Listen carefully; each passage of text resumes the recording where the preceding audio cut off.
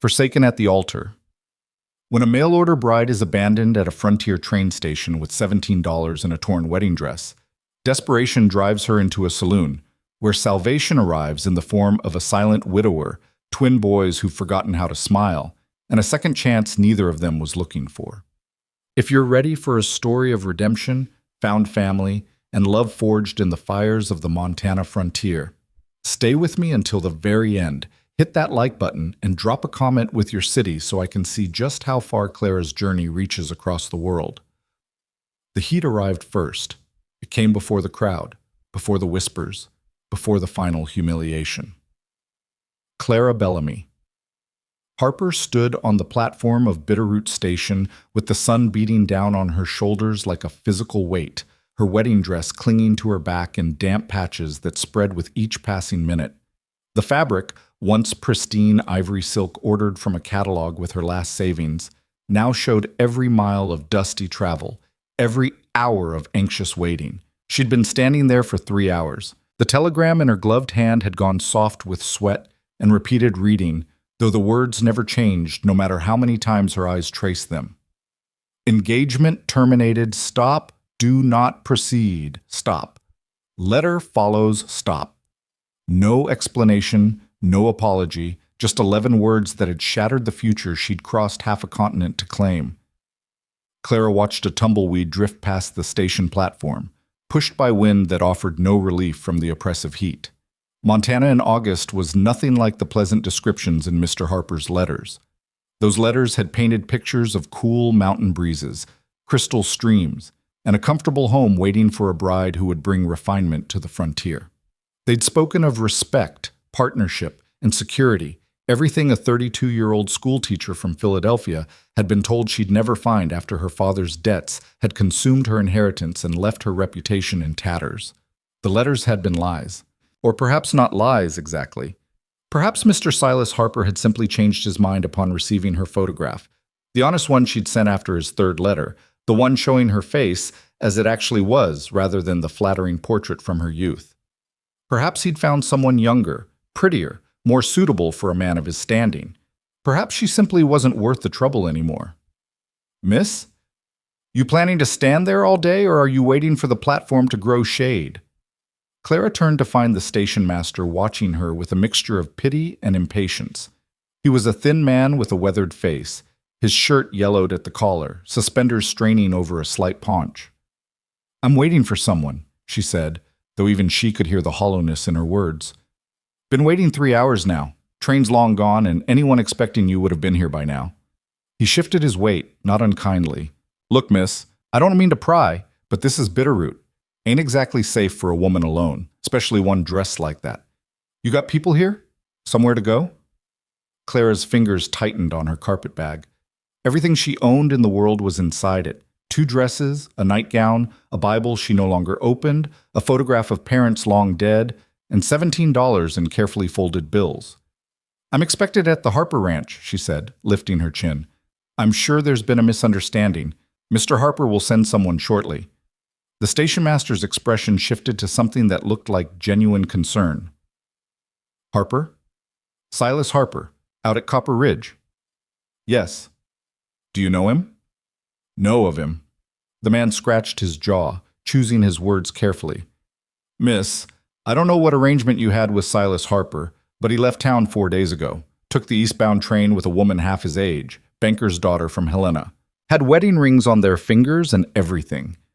The platform seemed to tilt beneath Clara's feet. That's impossible, she whispered. We've been corresponding for 6 months. He sent for me. He paid my passage. Did he? The station master's face softened further. Or did you pay it yourself, thinking there'd be reimbursement on arrival? Clara's silence was answer enough. The man sighed, pulling off his cap to run a hand through thinning hair. Listen, miss, I've seen this before. Some men write letters to half a dozen women, seeing who'll bite. Others get cold feet when reality shows up on their doorstep. Either way, you standing here in a wedding dress ain't changing the fact that Silas Harper's married to someone else now, and you're alone in a town that don't look kindly on women in your position. My position? Clara's voice came out sharper than intended. I'm a school teacher. A respectable woman who traveled here in good faith based on promises made. Respectable woman wearing a wedding dress with no groom, no family, no prospects. And by the look of your face, not much money either. He wasn't being cruel, just honest in the way frontier people were. That's the position I'm talking about. Bitterroot ain't Philadelphia or Boston or wherever you came from. We got maybe 300 people here, most of them men. The respectable women are already spoken for, and the others, he trailed off meaningfully. Clara felt heat rising in her cheeks that had nothing to do with the sun. I am not one of the others. Didn't say you were. But that dress and that situation? Town won't see the difference. My advice? Get on the next eastbound train, comes through tomorrow noon, and go back where you came from. I can't. The admission burned. I have no one back there. No home. No position. The station master's expression shifted to pity. She couldn't bear to witness. He reached into his pocket and withdrew a worn business card. Then you'd better find work fast. There's a boarding house 2 streets over, Mrs. Henley's place. She's decent, and her rates are fair. Might let you stay on credit if you explain your situation, might not. Beyond that, he paused, seeming to weigh whether to continue. The saloon's always looking for piano players, or serving girls, if you're desperate enough. He pressed the card into her hand and walked away before she could respond, leaving Clara alone on the platform with the sun sinking lower and the shadows growing long. The boarding house refused her. Mrs. Henley took one look at Clara's wedding dress and tear-stained face and closed the door with a firmness that spoke volumes.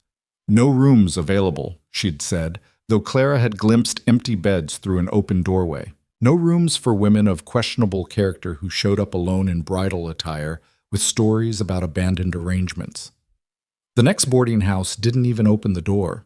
By the time full darkness fell, Clara had walked every street of Bitterroot twice, her feet blistering in thin shoes never meant for unpaved roads. She'd inquired at the general store about work. The owner had laughed. She'd asked at the hotel about rooms. The clerk had quoted prices she couldn't afford for even a single night.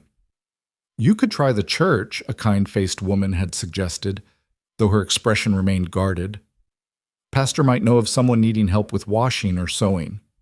But the church had been dark and locked, a handwritten sign indicating the pastor was visiting congregants 30 miles north and wouldn't return for 3 days. 3 days. Clara had enough money for perhaps one meal, certainly not lodging.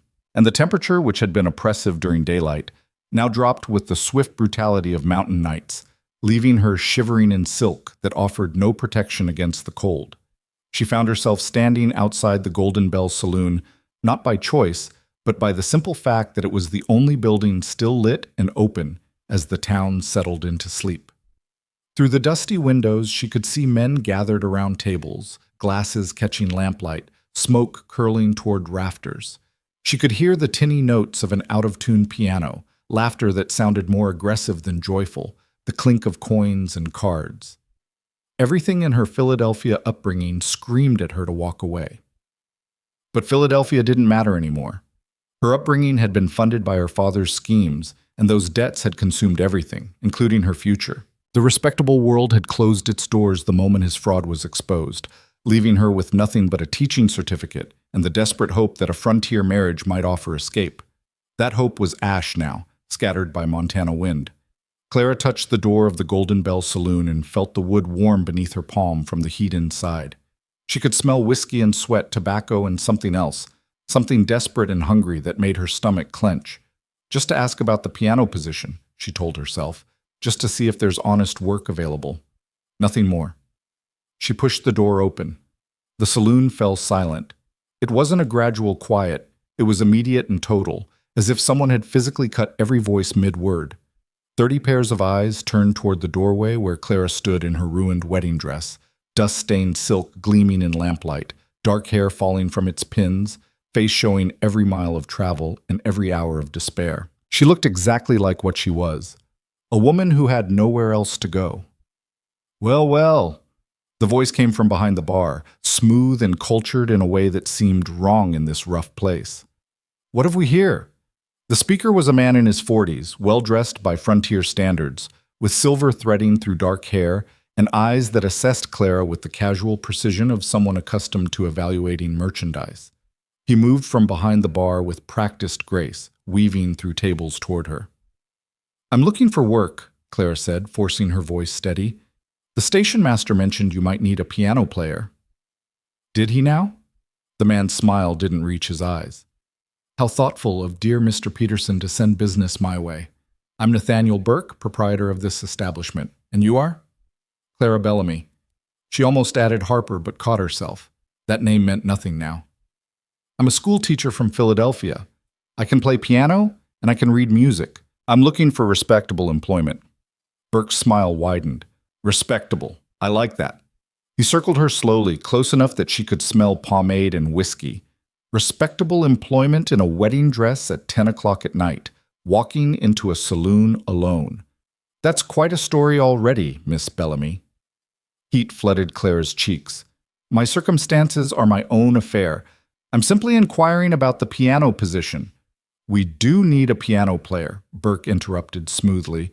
"Previous one caught the fever last month and never recovered. Terrible shame. The gentlemen do enjoy music with their evening entertainment." He gestured toward the out-of-tune upright in the corner. "Can you play well enough to keep them happy?" "I was trained at the Philadelphia Conservatory," Clara said, lifting her chin. "I can play anything you require." "Anything?" Burke's tone carried suggestion that made her skin crawl. "That's quite a claim. Why don't you show us? Give these good men a sample of your talents." Clara moved toward the piano, grateful for something to do with her hands, some purpose to steady her shaking. The bench was scarred and uneven, the piano worse than she'd imagined. Keys sticking, strings badly tuned, the whole instrument reeking of spilled beer and neglect. She positioned her fingers over the keys and began to play. She chose Mozart, something beautiful and complex, something that demanded every ounce of skill she possessed.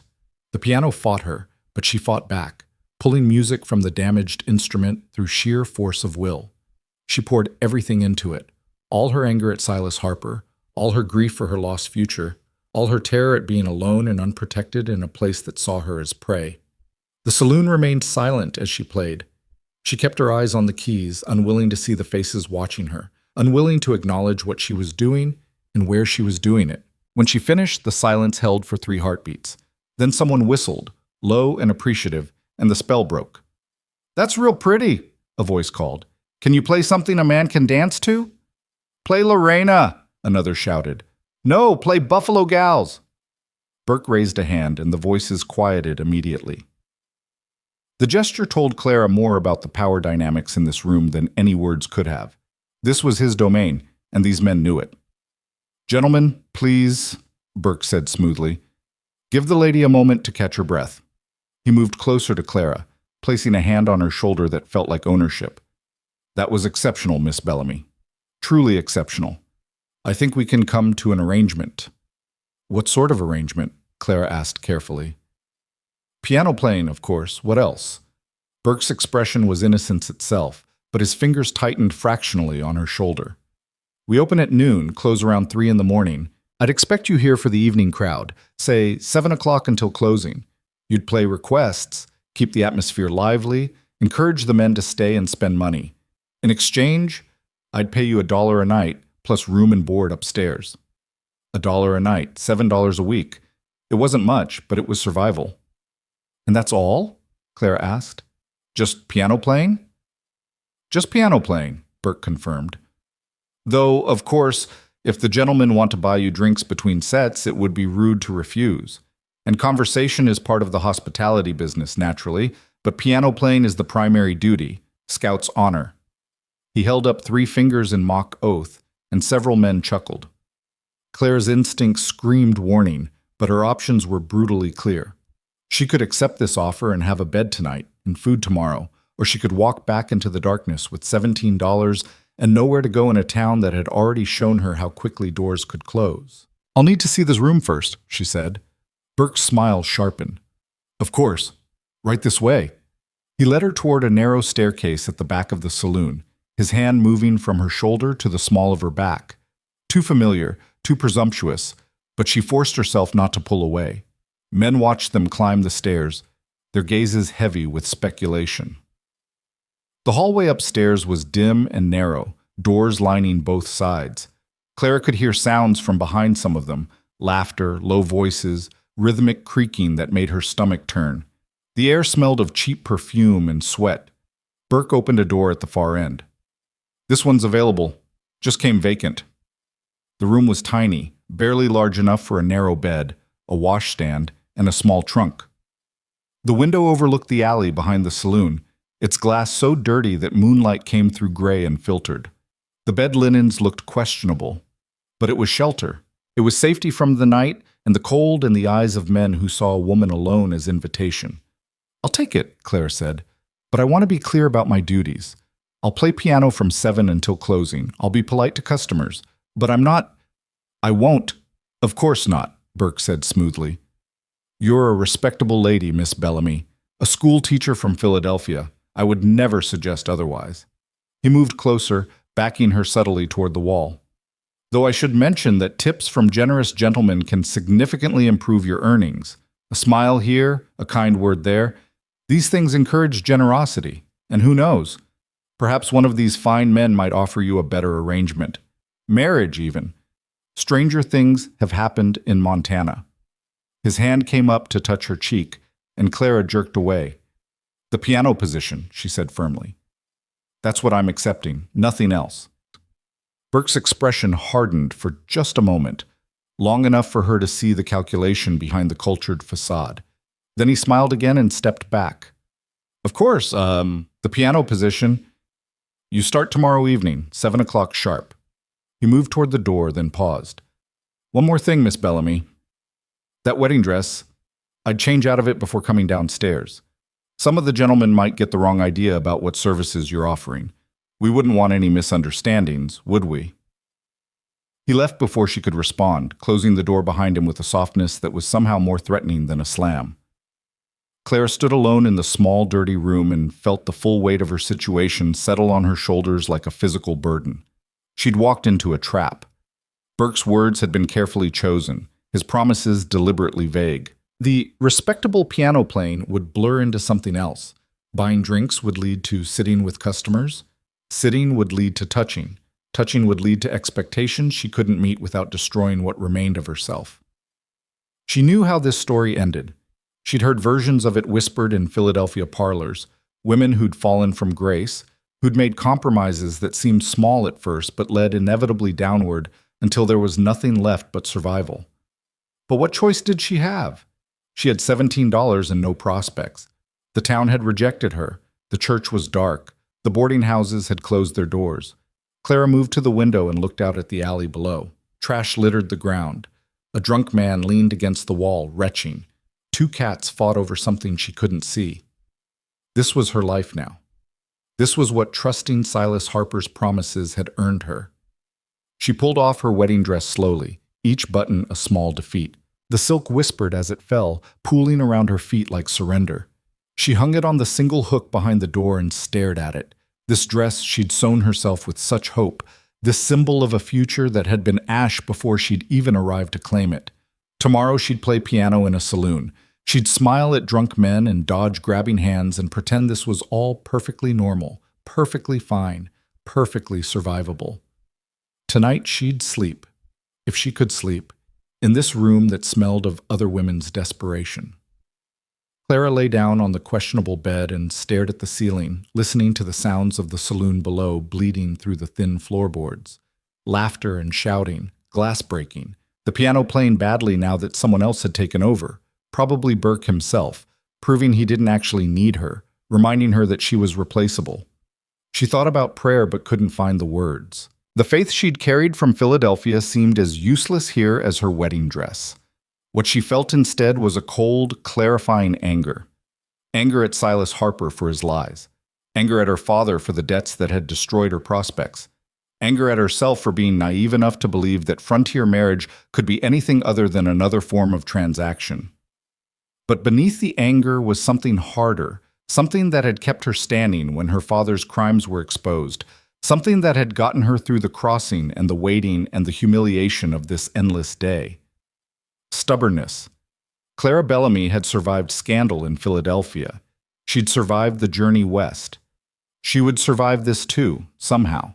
She would play piano and save money and find a way out before Burke's carefully constructed trap closed completely. She had to, because the alternative, the slow slide into becoming what this town already assumed she was, that was a death she refused to die. Clara closed her eyes and forced herself to breathe slowly, steadily, as if calm could be created through sheer will. Tomorrow she'd find the church pastor. She'd inquire about teaching positions in surrounding towns. She'd write letters to employment agencies in Helena and Billings. She'd find a way forward that didn't involve Nathaniel Burke's smile or the knowing looks of men who thought a woman alone was fair game.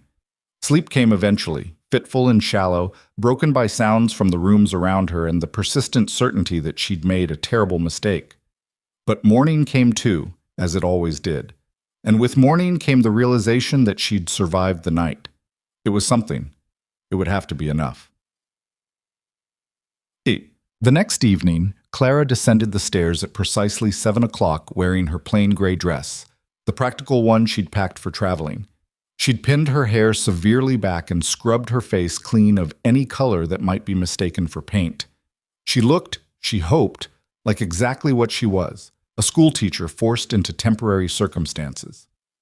The saloon was already half full, men gathering after long days of work in mines and ranches, seeking release in whiskey and cards. They looked up as she appeared, and she saw recognition flicker across their faces. This was the woman from last night, the one in the wedding dress, the one with the story written all over her. Burke materialized from behind the bar, his smile sharp and proprietorial. "Miss Bellamy, right on time. I appreciate punctuality." He gestured toward the piano. "The gentlemen are eager to hear you play." Clara moved to the piano bench, positioning herself with her back to most of the room. She placed her hands on the keys and began to play, something neutral and pleasant, background music that wouldn't draw too much attention. For the first hour, it went as promised. Men drank and talked and played cards, and she played piano, and the arrangement seemed almost workable. Then the second hour began, and the whiskey started talking louder than the men. "Hey, piano girl," a voice called. "Come over here and play something at our table." Clara ignored him, continuing her current piece. "I said come over here." The voice was louder now, aggressive. "You too good to play requests?" "The piano doesn't move, sir," Clara called back without turning. "But I'm happy to play any song you'd like from where I'm sitting." Laughter rippled through the room, some appreciating her backbone, others anticipating conflict. "She's got spirit," someone said. "Spirit'll get knocked out of her soon enough," another replied. Clara's fingers stumbled over the keys, but she recovered quickly, forcing herself to keep playing. Don't react, don't engage, just play the piano and get through the night. But the drunk man wasn't finished. She heard chair legs scraping, heavy footsteps crossing the wooden floor. Then hands were on her shoulders, pulling her up from the bench, spinning her around. "When I tell you to come to my table," the man said, his breath reeking of rot-gut whiskey, "you come to my table. Understand?" He was massive, over 6 feet tall, with a thick beard and arms like tree trunks. His eyes were bloodshot and unfocused, but his grip on her arms was painfully tight. "Let me go," Clara said, keeping her voice level despite the fear flooding her system. "Let you go? I just bought you a drink." He gestured toward a table where a glass of amber liquid sat waiting. "Least you can do is sit with me while I enjoy it." "I don't drink while I'm working," Clara said. "You calling me a liar?" "Burke said girls here are friendly, said they appreciate generosity." The man's fingers dug deeper into her arms. "I'm being generous. Now come sit down before I lose my temper." Clara looked around desperately. Burke was behind the bar, polishing glasses, deliberately not meeting her eyes. Other men watched with varying expressions, some uncomfortable, most simply waiting to see how this would play out. No one moved to help. This was the trap she'd sensed last night. This was where respectable piano playing transformed into something else, where refusing meant consequences she couldn't afford. "Please," she said quietly, "you're hurting me." "Not yet, I'm not," the drunk man said, pulling her closer. "But we can go upstairs and I'll show you what hurting really—" He never finished the sentence. One moment he was gripping Clara's arms, his face inches from hers. The next moment he was flat on his back on the saloon floor, blood streaming from his nose, and a new figure stood where he'd been standing. Clara staggered backward, free but disoriented. The man who'd intervened was huge, taller even than her attacker, with shoulders that seemed to fill the doorway and hands that looked capable of breaking wood with casual effort. He wore work clothes, dusty and worn, and his face was weathered in the way of men who spent lives outdoors. His hair was dark and slightly too long, and his expression was absolutely neutral. No anger, no aggression, just quiet competence. But the most striking thing about him was the two small boys clinging to his legs like barnacles, identical in every way, their faces pressed against their father's trousers as if trying to disappear. The drunk man on the floor groaned and tried to sit up. "You broke my nose!" "You'll live," the big man said. His voice was deep and quiet, the kind of voice that didn't need volume to carry weight. He looked down at the drunk with something that might have been pity. "Touch her again and I'll break more than that."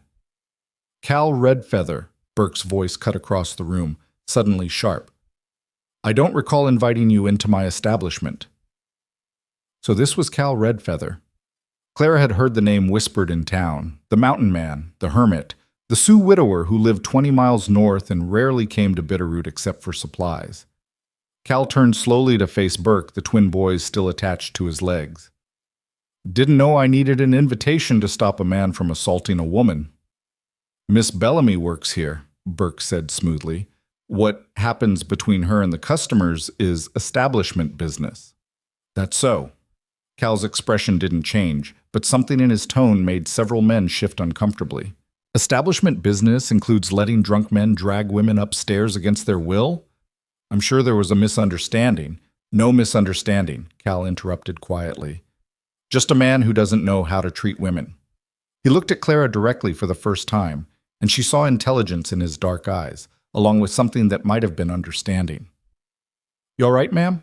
Clara nodded, not trusting her voice. Cal turned back to Burke. "I'm here for supplies and information. Heard you might know someone looking for teaching work." "Teaching?" Burke's expression shifted to confusion. "For my boys."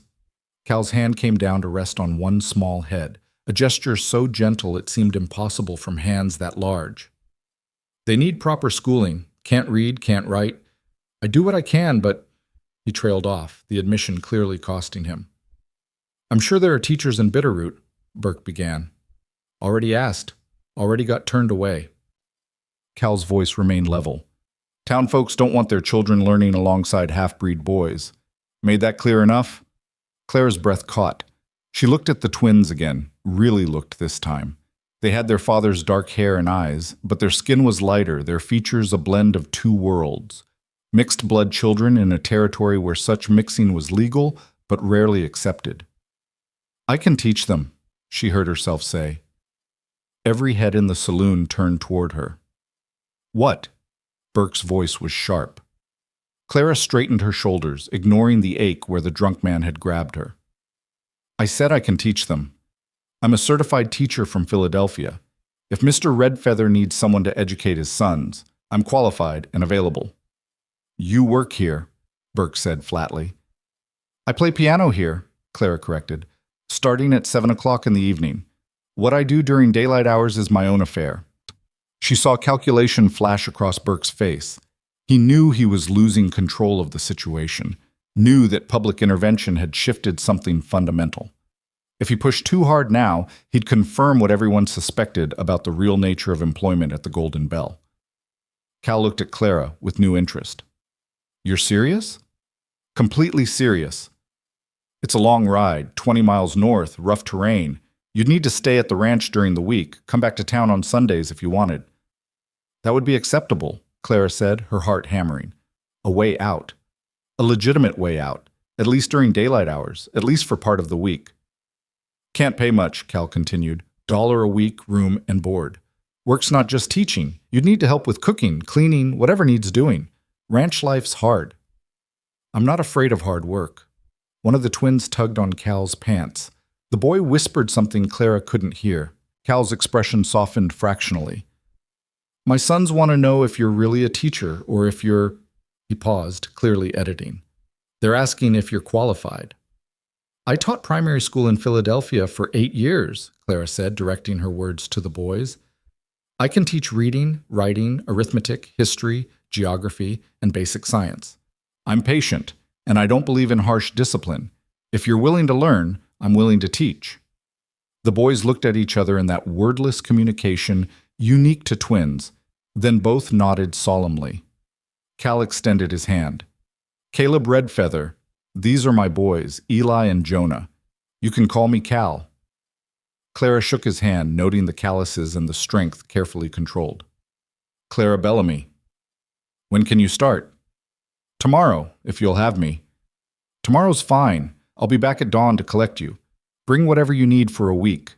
He glanced at Burke, his expression neutral, but his meaning clear. "Miss Bellamy's employment here is terminated, effective immediately." "Now wait just a minute," Burke started.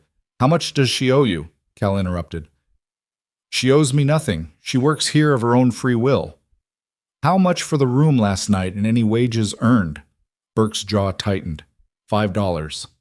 It was highway robbery, 3 times what the room was worth, but Cal reached into his pocket without hesitation and counted out bills on the bar. "There's 5. Miss Bellamy's debt is cleared. She'll collect her things and leave with me now." "It's past midnight," Burke protested. "Surely she can wait until morning." "Now," Cal repeated quietly. The drunk man on the floor had dragged himself upright and was staggering toward the door, holding his bleeding nose. Other patrons had returned to their drinks and cards, pointedly not watching but clearly listening to every word. Clara looked at Burke and saw naked fury in his eyes, carefully controlled but absolutely present. She'd embarrassed him, cost him property he'd considered already claimed. This wouldn't be forgotten, but she'd also been given an escape she'd never expected. "I'll get my things," she said. She ran upstairs, her heart racing, and grabbed her carpet bag. The wedding dress still hung behind the door, a ghost of abandoned futures. She hesitated, then left it. Some things weren't worth carrying forward. When she came back down, Cal was waiting by the door, one twin on each side of him like silent sentinels. Burke stood behind the bar, his expression unreadable. "Miss Bellamy," Burke said as she passed, "I do hope you know what you're doing. Ranch life isn't for everyone, and Mr. Redfeather's situation is complicated. I'd hate to see you make another mistake." "My mistakes are my own to make," Clara said. She walked out into the night air, breathing deeply of wind that smelled of sage and distant rain. Cal's wagon waited in the street, a sturdy, practical thing pulled by 2 draft horses. "Boys, help Miss Bellamy up," Cal said. The twins scrambled into the wagon bed with practiced ease, then reached down small hands to help Clara climb aboard. She settled on the bench seat while Cal took the reins. As they pulled away from the Golden Bell Saloon, Clara looked back once. Burke stood in the doorway, backlit by lamplight, watching them leave. She turned forward and didn't look back again. The road north was dark and rough, the wagon jolting over rocks and ruts. The twins had curled up in the wagon bed immediately, falling asleep with the easy grace of children accustomed to long travel. Clara gripped the seat edge and tried not to think about what she'd just done. Traded one uncertain situation for another, thrown herself on the mercy of a stranger based on nothing but desperation and instinct. "You didn't have to do that," she said finally. Cal kept his eyes on the road. "Do what?" "Intervene, pay my debt, offer me employment." "Didn't like what I saw," Cal said simply. "Didn't like how that man was treating you. Didn't like how Burke was letting it happen." "You could have just stopped the assault and left." "Could have," Cal agreed. "But you said you were a teacher, and I need a teacher. Seemed like things worked out for both of us." Clara studied his profile in the moonlight. "Why didn't the town schools take your boys?" Cal was quiet for so long she thought he wouldn't answer. Then, "Their mother was Lakota Sioux. Makes them half-breeds in most folks' eyes. Town's got rules about that, even if they don't say them out loud. White children learn with white teachers in white schoolhouses. Everyone else figures it out on their own. That's monstrous. That's Montana territory." Cal's voice held no bitterness, just acceptance of things he couldn't change. "Been that way since before I got here. Probably be that way long after I'm gone. Trying to fight it just means my boys suffer more. Better to find another solution." "How old are they?" 7. Lost their mother when they were 4. Fire in the barn. She was inside when it caught, trying to save the horses. Boys saw it happen. The words came flat and factual, but Clara heard the grief beneath them. "Haven't spoken more than whispers since. Doc says there's nothing wrong with their voices. Just trauma. Clara glanced back at the sleeping forms in the wagon bed. I'm sorry. Me too. Cal paused. Fair warning, Miss Bellamy. Ranch life isn't easy, and the boys aren't easy either. They've got nightmares. They don't trust strangers. They might not warm up to you at all. You give it a week, and if it's not working, I'll bring you back to town, no hard feelings. But I need to know you're serious about trying. I'm serious, Clara said. Why? Cal looked at her directly. You're educated, refined. You could find teaching work somewhere that isn't a remote ranch with damaged children and a widower who barely knows how to talk to anyone except horses. Clara almost laughed. Mr. Redfeather, Cal, I have $17 to my name and no prospects. I was about to become exactly what Burke wanted me to become because I had no other options. You're offering me honest work, room and board, and a chance to do what I was trained to do. Why wouldn't I take it? Cal studied her for a long moment. Fair enough. But there's one more thing you should know. What's that? I'm not looking for a wife, not looking for anything except someone to teach my boys. Some women come out to ranches thinking frontier widowers are desperate enough to marry anyone. I'm not desperate, and I'm not interested. This is employment, nothing more. Clara felt heat rise in her cheeks. I just escaped an abandoned engagement and nearly got trapped into prostitution. I can assure you marriage is the absolute last thing on my mind. Something that might have been approval flickered across Cal's face. Good. Then we understand each other. They rode in silence for a while, the wagon rocking over rough ground, stars wheeling overhead in configurations Clara was still learning to recognize. The air smelled different here, cleaner somehow, despite the dust. Or maybe it just smelled like possibility. What happened with your engagement? Cal asked eventually. If you don't mind saying, Clara hesitated, then decided honesty was simpler than evasion. I was corresponding with a man named Silas Harper. He sent for me, promised marriage and security. When I arrived, I discovered he'd married someone else 4 days earlier. Silas Harper. Cal's voice hardened. Banker type? Well-dressed? Smooth-talking? You know him? Know of him. He's got a reputation for schemes that benefit himself and no one else. Sorry you got caught up in one of them. So am I, Clara said quietly. They fell silent again, but it was a more comfortable quiet now. The twins slept soundly, and the horses pulled steadily northward, and Clara felt something she hadn't felt since receiving that telegram, the faint, fragile possibility that things might work out after all. Maybe not the way she'd planned, maybe not the way she'd hoped, but maybe, somehow, they'd work out anyway. Dawn was breaking when they finally reached the ranch, a sprawling collection of buildings nestled in a valley with mountains rising blue and distant on all sides. The main house was solid and practical, built from local timber with a wide porch. Outbuildings dotted the property: barn, stable, chicken coop, storage sheds. Cal pulled the wagon to a stop and climbed down, moving to wake the boys gently.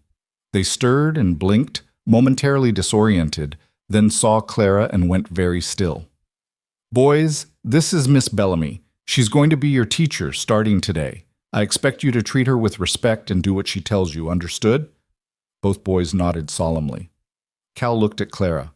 I'll show you your room. Then I've got ranch work that can't wait. Boys can show you around, help you get settled.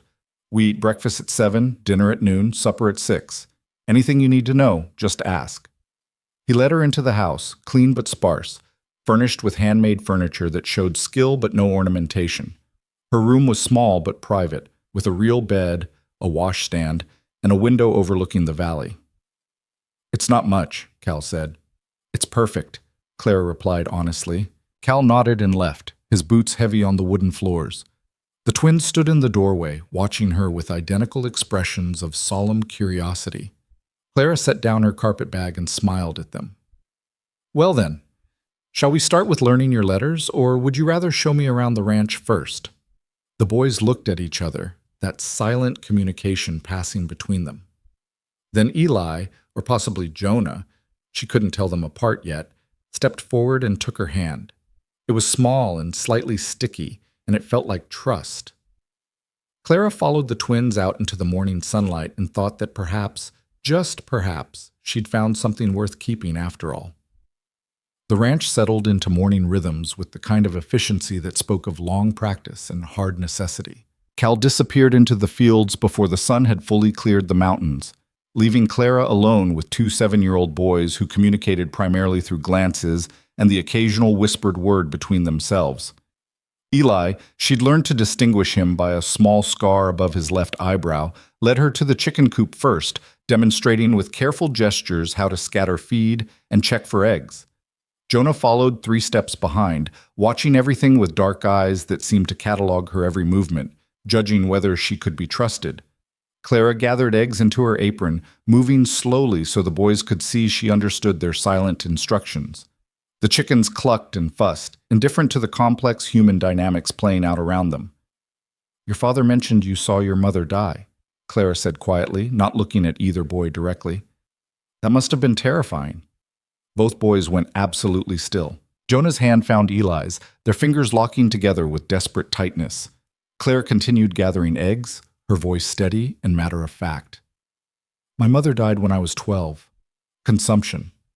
I watched her fade for 6 months, getting thinner and paler until there was almost nothing left. The day she died, I couldn't speak for 3 weeks. My throat just closed up, like the words were stuck behind something too big to swallow around." She straightened, meeting their eyes directly. Eventually, the words came back, but I still remember what it felt like when they wouldn't come, when everything I needed to say was trapped inside with no way out. So if you can't talk or don't want to talk, that's all right with me. We'll find other ways. Eli's grip on his brother's hand loosened fractionally. Jonah's expression shifted from wariness to something that might have been cautious hope. "Now," Clara said, shifting to a brighter tone, "your father said you can't read or write yet. Is that true? Or were you just pretending so I'd underestimate you?" The ghost of a smile flickered across Eli's face. He shook his head firmly. "Can't read at all? Not even a little?" Another head shake, but this time both boys looked almost embarrassed. "Well, that's easily fixed. Reading is just matching shapes to sounds, and sounds to meanings. If you can recognize a chicken from a horse, you can recognize an A from a B. Come on, I saw a porch with good light. Let's start there." The morning passed in careful increments. Claire used a stick to draw letters in the dirt, then had the boys copy them. She started with their names, Eli and Jonah, because children always learn faster when the letters meant something personal. Eli caught on quickly, his stick movements becoming more confident with each repetition. Jonah was slower but more meticulous, erasing and redrawing until each letter matched Claire's example exactly. They worked until the sun stood directly overhead, breaking only when Clara's stomach growled loudly enough to make both boys grin. "Is it always this quiet here?" Clara asked as they walked back to the house. "Just you, your father, and the animals?" Eli nodded. Jonah pointed toward the distant mountains, then made a sweeping gesture that encompassed the valley. "You're isolated," Claire interpreted. "Closest neighbors are far away?" Another nod from Eli. Jonah held up 5 fingers, then 10, then 5 again. 20 miles? Clara guessed. Both boys nodded enthusiastically, pleased she'd understood. Inside the house, Clara found bread, cheese, and dried meat in the larder. She assembled simple sandwiches while the boys watched, then set 3 places at the rough-hewn table. They ate in companionable silence, broken only by the sounds of chewing and the occasional creak of the house settling in the heat.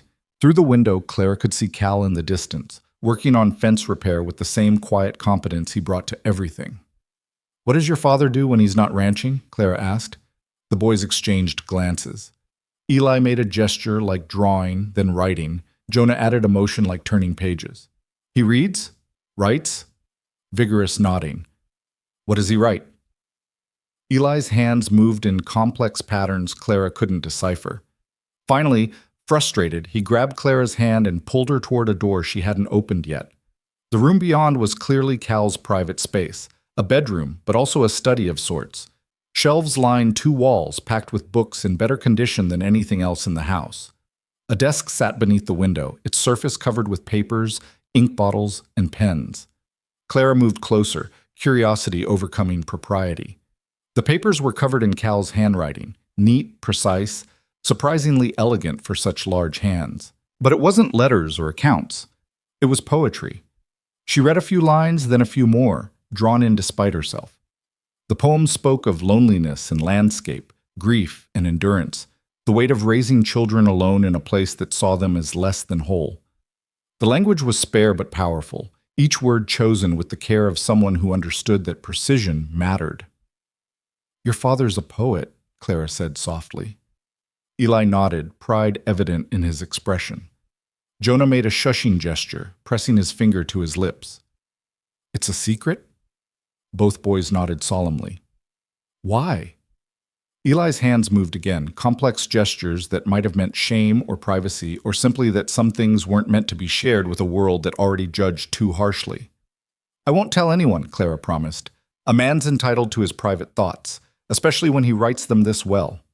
The boys relaxed, satisfied she understood. They led her back to the kitchen, where afternoon stretched ahead with its own demands and rhythms.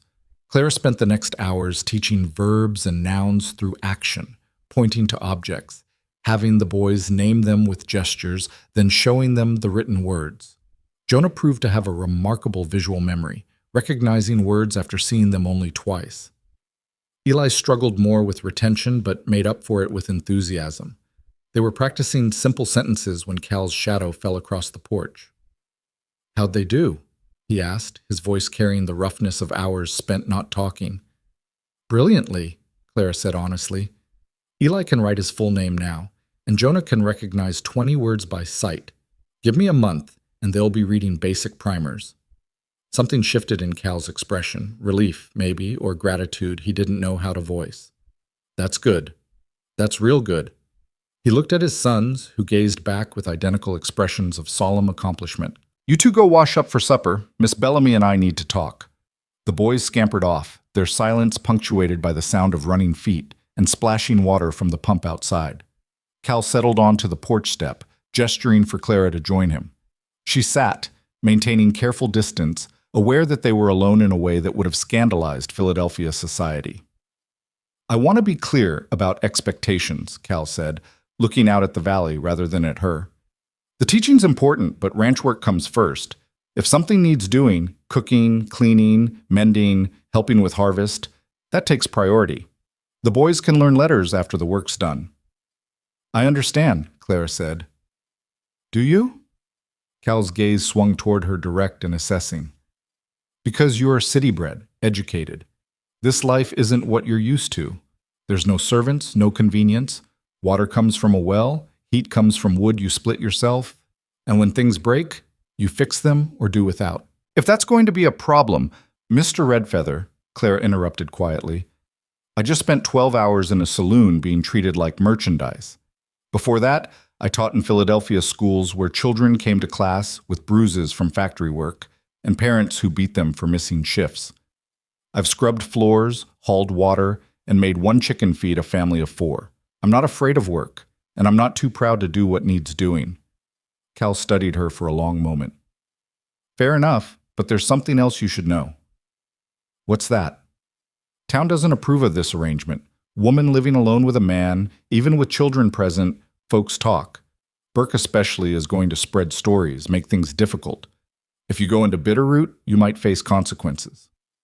"What kind of consequences?" "Social ones. Refusal of service, cold shoulders, suggestions you're not respectable." Cal's jaw tightened. "Could be worse if Burke decides to make real trouble. He's got connections, friends who owe him favors. Man like that doesn't forget being embarrassed." Clara felt a chill despite the evening warmth. "Are you saying I'm trapped here?" "I'm saying you need to understand what you're walking into. This isn't just teaching. It's making a choice that'll mark you in certain eyes." Cal's voice softened slightly. "If you want to go back to town, find different work, I'll take you tomorrow. No judgment, no hard feelings. But if you stay, you need to know what staying means." Clara thought about the Golden Bell Saloon, about Burke's calculating smile and the drunk man's hands on her arms. She thought about the boarding houses with their closed doors and the train station where she'd stood for 3 hours in a wedding dress, waiting for a man who'd never planned to arrive.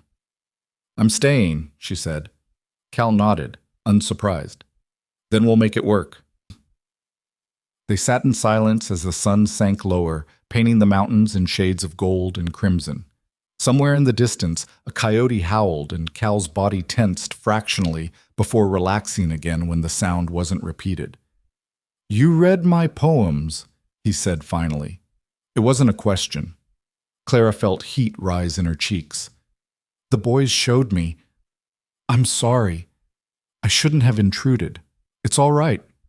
Not much stays private in a house this small." Cal paused. "What'd you think?" Clara chose her words carefully. "I think you understand loneliness better than most people, and you're not afraid to look at it directly. That a polite way of saying they're depressing? It's an honest way of saying they're true." Clara glanced at him. "You've never tried to publish them?" Cal's laugh was short and bitter. "Who's going to publish poems by a half-breed rancher from Montana Territory? Eastern magazines want romantic drivel about noble savages or civilized frontiersmen, not actual thoughts from actual people living actual lives.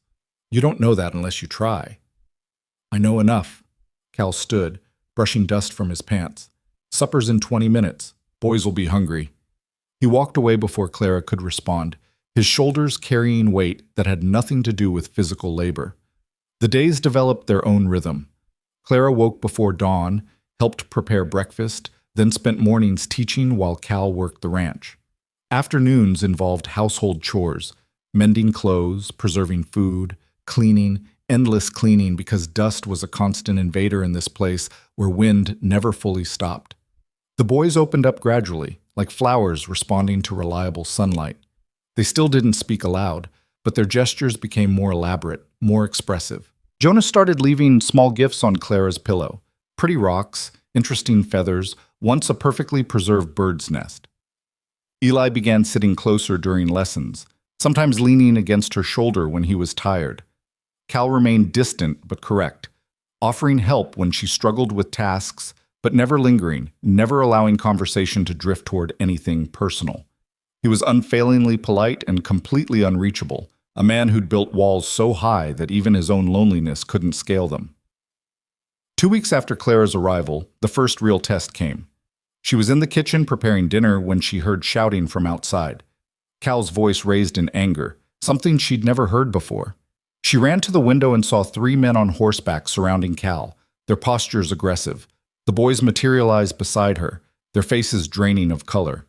Jonah's hand found hers and gripped so tightly it hurt. Clara recognized one of the riders, the drunk man from the saloon, his nose still swollen and discolored from where Cal had broken it. The other 2 were strangers, but their body language spoke clearly enough. This was trouble. "Stay here," Clara told the boys firmly. "Lock the door behind me and don't open it unless I tell you to." Eli shook his head frantically, tugging on her sleeve. "I mean it. Stay inside." Clara pulled free gently and headed for the door, her heart hammering but her steps steady. Outside, the confrontation had escalated. The drunk man had dismounted and stood chest to chest with Cal, his face flushed with anger and alcohol. "You broke my nose, you red savage," he snarled. "Assaulted me in front of witnesses. I got rights." "You were assaulting a woman," Cal said, his voice dangerously quiet. "I stopped you. That's not assault. That's justice." "Justice?" The drunk man spat. "Since when does a half-breed get to decide what's justice? You're squatting on land you got no right to, raising mongrel children, and now you're keeping a white woman like property. Someone needs to teach you your place." One of the mounted men, older with a sheriff's badge pinned to his vest, cleared his throat. "Now, Tom, let's keep this civil." "Civil?" Tom rounded on the sheriff. "He broke my nose. I want him arrested." The sheriff looked uncomfortable. "Cal, you want to tell me what happened?" "Man was dragging Miss Bellamy upstairs against her will at the Golden Bell. I intervened. That's all there is to tell." "That's a lie," Tom shouted. "She's a saloon girl. She was working. He had no right to interfere with—" "I'm a school teacher," Clara said, stepping off the porch. "Not a saloon girl, and Mr. Redfeather prevented an assault. If anyone should be arrested, it's this man for attempted rape." Tom's face went purple. "You calling me a rapist?" "I'm calling you a drunk who doesn't understand the word no," Clara said, keeping her voice level despite the fear coursing through her. "Sheriff, I'll testify under oath about what happened that night. Mr. Redfeather acted to protect me from violence. There's no crime in that." The sheriff shifted in his saddle. "Miss, With all due respect, you were working at Burke's establishment. That kind of complicates your testimony. I played piano for 2 hours, Clara corrected. I was never employed as anything else, and I left that same night. If you doubt my word, I suggest you speak with Mr. Burke directly and ask him exactly what services I provided. Tom sneered. Oh, I'm sure Burke would be real happy to see you again. Maybe we should take you back to town, let him sort out what you owe him for running off like that. Cal moved so fast Clara barely saw it. One moment Tom was sneering, the next he was flat on his back in the dust with Cal's knee on his chest and a knife pressed to his throat. You don't touch her, Cal said, each word precise as a hammer blow. You don't threaten her. You don't even look at her wrong, understand? Cal! The sheriff's voice cracked like a whip. Let him up, now!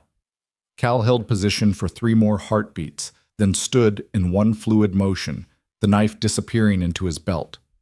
Tom scrambled backward, his bravado evaporating. This ain't over, Tom wheezed. Burke's got friends in Helena, real important friends. They're going to hear about this. Let them hear, Cal said. Now get off my land. The sheriff cleared his throat. Cal, I gotta give you a warning, official-like. You keep having violent altercations, I'm going to have to do something about it. Don't matter if you're in the right. People see a man with Indian blood settling things with fists and knives. They get nervous. Then people should stop provoking me, Cal said flatly. Just saying, watch yourself. And Miss Bellamy, the sheriff turned to Clara. You might want to think about your living situation here. Town's talking, and not kindly. Woman alone with a man, no marriage, no chaperone. It don't look proper, no matter how innocent it might be. Sheriff, Clara said quietly, I appreciate your concern, but I'm a grown woman making my own choices. I'm employed as a teacher and household help, nothing more.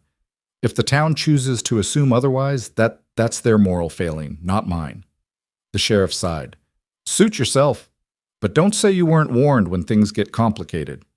He turned his horse and rode away, the other 2 men following. Tom cast one last venomous look at Cal before mounting and spurring his horse hard enough to make the animal squeal. When the dust settled, Clara and Cal stood in the yard alone, the afternoon sun beating down relentlessly. You didn't have to defend me, Cal said. Yes, I did. They were wrong, and I won't let lies stand unchallenged. Cal looked at her with something that might have been respect. You just made powerful enemies. I made those enemies the moment I refused to be what Burke wanted me to be, Clara said. At least now I'm making them while standing my ground rather than cowering in a corner.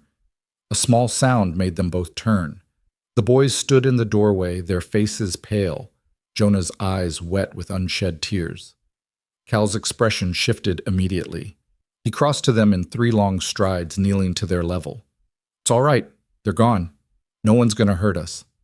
Eli threw his arms around Cal's neck, burrowing into his father's shoulder. Jonah remained frozen, staring at the empty road where the men had disappeared. Clara approached slowly, crouching beside them. Jonah? What is it? The boy's mouth moved, forming shapes without sound. His hands twisted together, trembling. The fire, Cal said quietly. Men came before the fire, told me I needed to leave, said my kind wasn't welcome.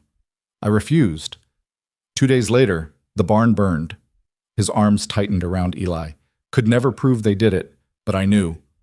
Clara felt ice slide down her spine. You think they'll try again? Don't know, but I'm not running. Cal looked at her directly. If you want to leave, now would be the time. This could get dangerous. Clara thought about Philadelphia, about the scandal that had destroyed her father and tainted everyone connected to him. She thought about the train station and the abandoned wedding dress. She thought about the Golden Bell Saloon and Nathaniel Burke's calculating smile. She'd spent her whole life being safe, being proper, being exactly what society expected. And where had it gotten her? Abandoned, broke, and desperate. I'm not leaving, she said. Cal's expression didn't change, but something in his eyes warmed fractionally. All right then. We'd better prepare for trouble. That evening, after the boys were asleep, Cal showed Clara where he kept the rifles. You know how to shoot? He asked. My father taught me basic marksmanship. He thought every person should know how to defend themselves. Smart man. Cal handed her a Winchester, checking that she knew how to load and aim properly. Keep this in your room. Anyone comes around causing trouble, you use it. Don't hesitate. Don't warn them twice. This is our land, and we got the right to defend it. Clara took the rifle, feeling its weight, its potential for violence. Do you really think they'll come back? Burke's the type who doesn't forget humiliation, and Tom's the type who nurses grudges. Add in territorial prejudice against mixed families, and yeah, I think trouble's coming. Cal moved to the window, looking out at darkness broken only by starlight. Question is when, not if. Then we'll be ready, Clara said. Cal glanced back at her. You're tougher than you look, Miss Bellamy. Clara. And you'd be surprised what surviving scandal teaches you about resilience. Clara, then. He tested the name, his voice making it sound different somehow. Less formal, more personal. Cal, not Mr. Redfeather. If we're going to fight together, might as well use first names. All right, Cal. Clara set the rifle carefully aside. What's our plan if they do come? They spent the next hour discussing defensive strategies, where to position themselves, how to protect the boys, what to do if the house was surrounded. It was grim planning, made worse by the knowledge that 2 children slept upstairs, innocent of the violence adults might bring to their doorstep. When Clara finally returned to her room, she lay awake for hours, the rifle propped beside her bed, listening to every creak and rustle of the house settling. Sleep came eventually, shallow and restless, broken by dreams of fire and men on horseback with torches raised high. The next 3 weeks passed in tense anticipation. Cal taught Clara and the boys fire drills, how to evacuate quickly, where to meet if the house was compromised, what to save and what to leave behind. He reinforced the barn door and cleared brush from around the buildings to eliminate hiding places. The boys absorbed it all with solemn understanding, their nightmares intensifying but their daytime courage holding firm. They practiced their letters with new intensity, as if learning had become resistance against forces that wanted to keep them ignorant and afraid. Clara found herself falling into the rhythm of ranch life more completely than she'd expected. The work was endless and exhausting, but it carried a satisfaction she'd never found in Philadelphia's drawing rooms. When she baked bread, she could eat it. When she mended clothes, she could see them worn. When she taught the boys, she could watch understanding dawn in their eyes like sunrise. And Cal, despite his reserve, became something like a partner. They developed wordless communication, a glance across the dinner table conveying warnings about the boys' moods, a gesture meaning check the perimeter, a nod of acknowledgement when difficult tasks were completed well. It wasn't friendship exactly, it was something more pragmatic and possibly more valuable, mutual respect forged through shared necessity. The attack came on a Tuesday night, 3 weeks after the confrontation with Tom. Clara woke to the smell of smoke. She was on her feet before conscious thought, grabbing the rifle and running into the hallway. Cal emerged from his room simultaneously, already dressed, already moving. "Boys!" he shouted. But Eli and Jonah were already stumbling into the hall, wide-eyed and terrified. Cal scooped them both up, one under each arm, and headed for the stairs. "Kitchen window," he told Clara. "Fire's in the barn. They'll expect us to run out the front. We go through the kitchen, head for the tree line." Clara followed, her heart hammering so hard she could feel it in her throat. Behind them, orange light flickered through windows, growing brighter by the second. They made it to the kitchen just as something exploded in the yard. Probably stored oil in the barn, Clara's mind supplied distantly. The boys flinched but didn't scream, their training holding even through terror. Cal set them down long enough to force open the kitchen window. "You first," he told Clara. "Take the boys, run for the aspens. Don't stop, don't look back." "What about you?" "Someone needs to slow them down. Now go!" Clara wanted to argue, but the smoke was thickening and the boys' faces were pale with remembered trauma. She climbed through the window, then reached back for Jonah, then Eli, pulling them through with strength she didn't know she possessed. "Run," she told them, and they ran. Behind them, the barn became an inferno, flames reaching toward the sky like grasping hands. Clara could hear shouting now, men's voices, harsh with excitement and violence. She pushed the boys ahead of her, praying the darkness and their small size would keep them invisible. They'd almost made the tree line when a figure stepped out from behind an aspen, blocking their path. Tom stood there with a rifle aimed directly at Clara's chest, his swollen nose making his face look monstrous in the firelight. Going somewhere? He asked and smiled. Clara's hand tightened on the rifle she still carried, but Tom saw the movement and cocked his own weapon with deliberate slowness. I wouldn't, he said, his voice carrying the thick satisfaction of a man who'd finally cornered his prey. You might get one shot off before I put a bullet through that pretty schoolteacher face. And even if you manage to hit me, my friends back there will hear it and come running. These half-breed boys won't make it 10 feet. Behind Clara, both twins had gone absolutely rigid. She could feel Jonah's hand gripping the back of her nightdress so tightly the fabric cut into her skin. Eli's breathing had gone shallow and rapid, the kind of breathing that preceded panic. What do you want? Clara asked, keeping her voice steady despite the terror flooding her system. What do I want? Tom laughed, the sound ugly in the smoke-filled darkness. I want what's owed. Burke sent me to collect his property. That's you, in case you're confused. Said you ran out on a debt, stole from him, made him look bad in front of his customers. Man like Burke, he can't let that stand. I don't owe Burke anything. Cal paid whatever debt existed. Yeah, well, Burke says different. Says you signed a contract, agreed to work for him for 6 months minimum. Says leaving after one night constitutes breach of contract, and he's within his rights to retrieve his employee. Tom's smile widened. Of course, the barn fire, that's just coincidence. Nothing to do with Burke at all. Just some concerned citizens reminding Redfeather that his kind ain't welcome here. The barn behind them groaned and collapsed in on itself, sending sparks spiraling into the night sky like dying stars. Eli made a sound, not quite a scream, but close, a strangled noise of pure terror that came from somewhere deep in his chest. Tom's attention shifted to the boy, his expression darkening. Shut that mongrel up before I do it for you. Something in Clara snapped. She'd spent her entire life being afraid of scandal, afraid of poverty, afraid of men who thought they could take whatever they wanted simply because they had the power to do so. She'd been afraid when her father's debts destroyed her future, afraid when Silas Harper abandoned her, afraid when Nathaniel Burke trapped her in that saloon. She was done being afraid.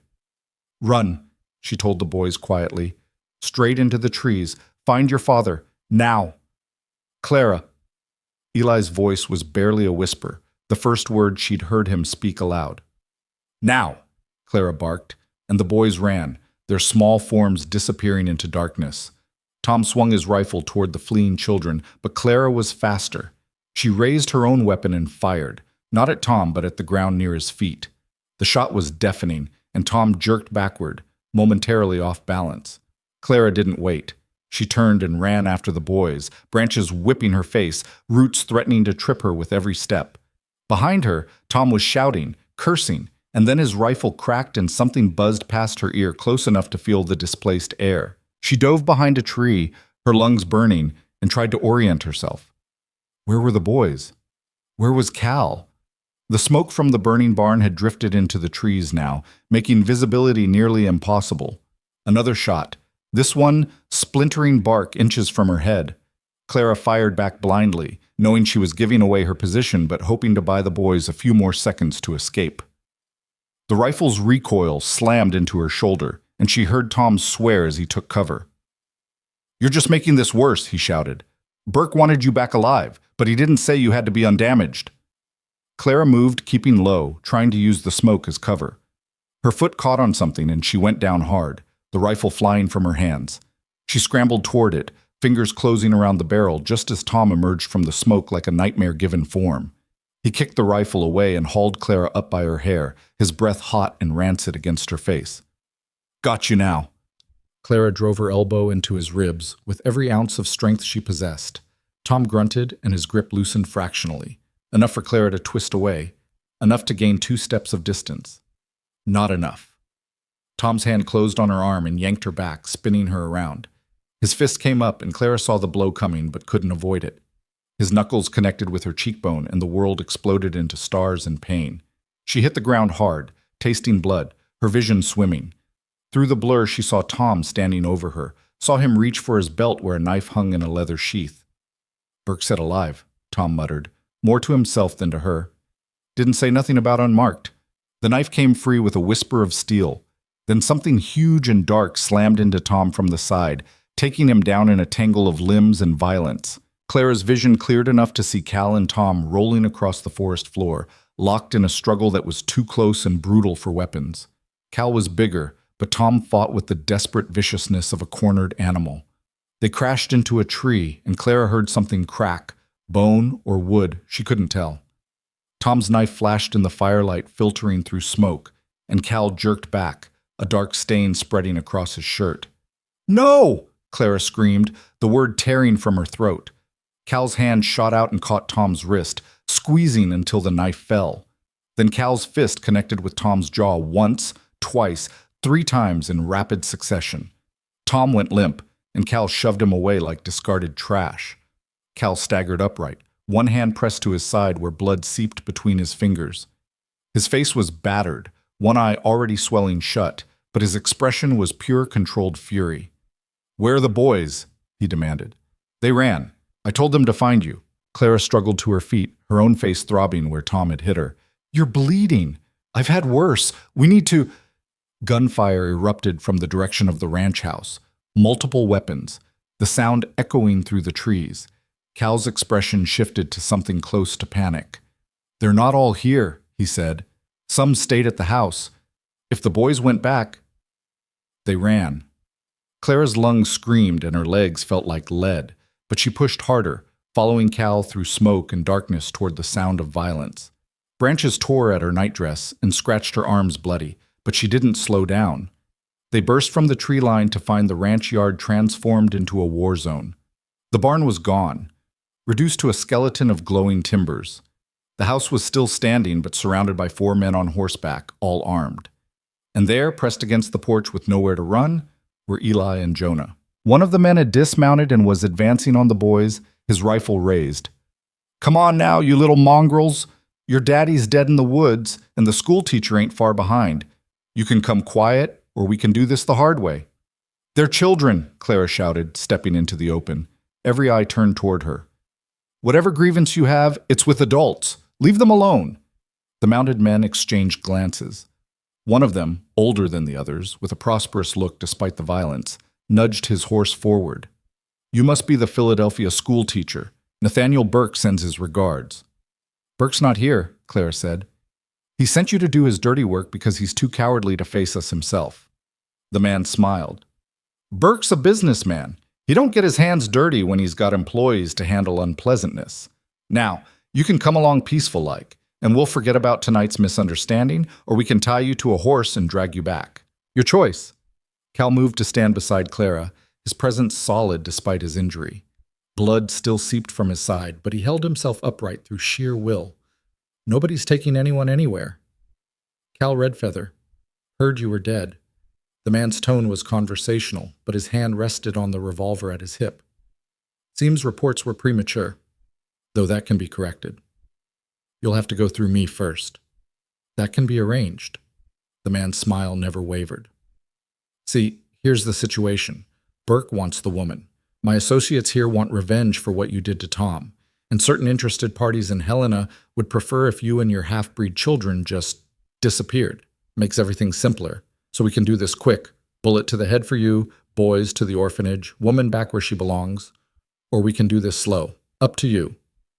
Clara felt rage burn through fear. "The boys stay with their father. That's not negotiable." "You're not exactly in a position to negotiate, sweetheart." "Actually," a new voice cut through the tension, "I think she is." Everyone turned. A wagon had pulled into the yard so quietly that no one had noticed, and from it descended a woman Clara had never seen before, middle-aged, expensively dressed in traveling clothes, her bearing suggesting wealth and authority. The mounted men shifted uneasily. One of them lowered his rifle. "Mrs. Harper, didn't expect to see you here." Mrs. Harper. Clara's mind spun. Harper, was this? "Emily Harper," the woman confirmed as if reading Clara's thoughts. "Silas Harper's sister. And I believe you gentlemen are trespassing on property that's under legal protection." The older man's smile faltered. "Ma'am, with all respect, this is none of your concern." "On the contrary, it's very much my concern."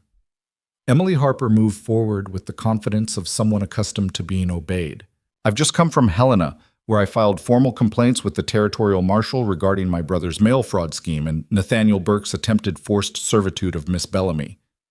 The marshal was quite interested to learn about the systematic targeting of vulnerable women through false marriage promises and subsequent entrapment in saloon employment. She produced a folded document from her coat. This is a cease and desist order. Any further harassment of Miss Bellamy, Mr. Redfeather, or his children will result in immediate arrest and prosecution. The barn fire currently destroying this property will be investigated as arson. And if anything happens to any of the people on this ranch tonight, every man here will be charged as an accessory to attempted murder. The silence that followed was absolute. The older man cleared his throat. You can't prove we had anything to do with that fire. Can I?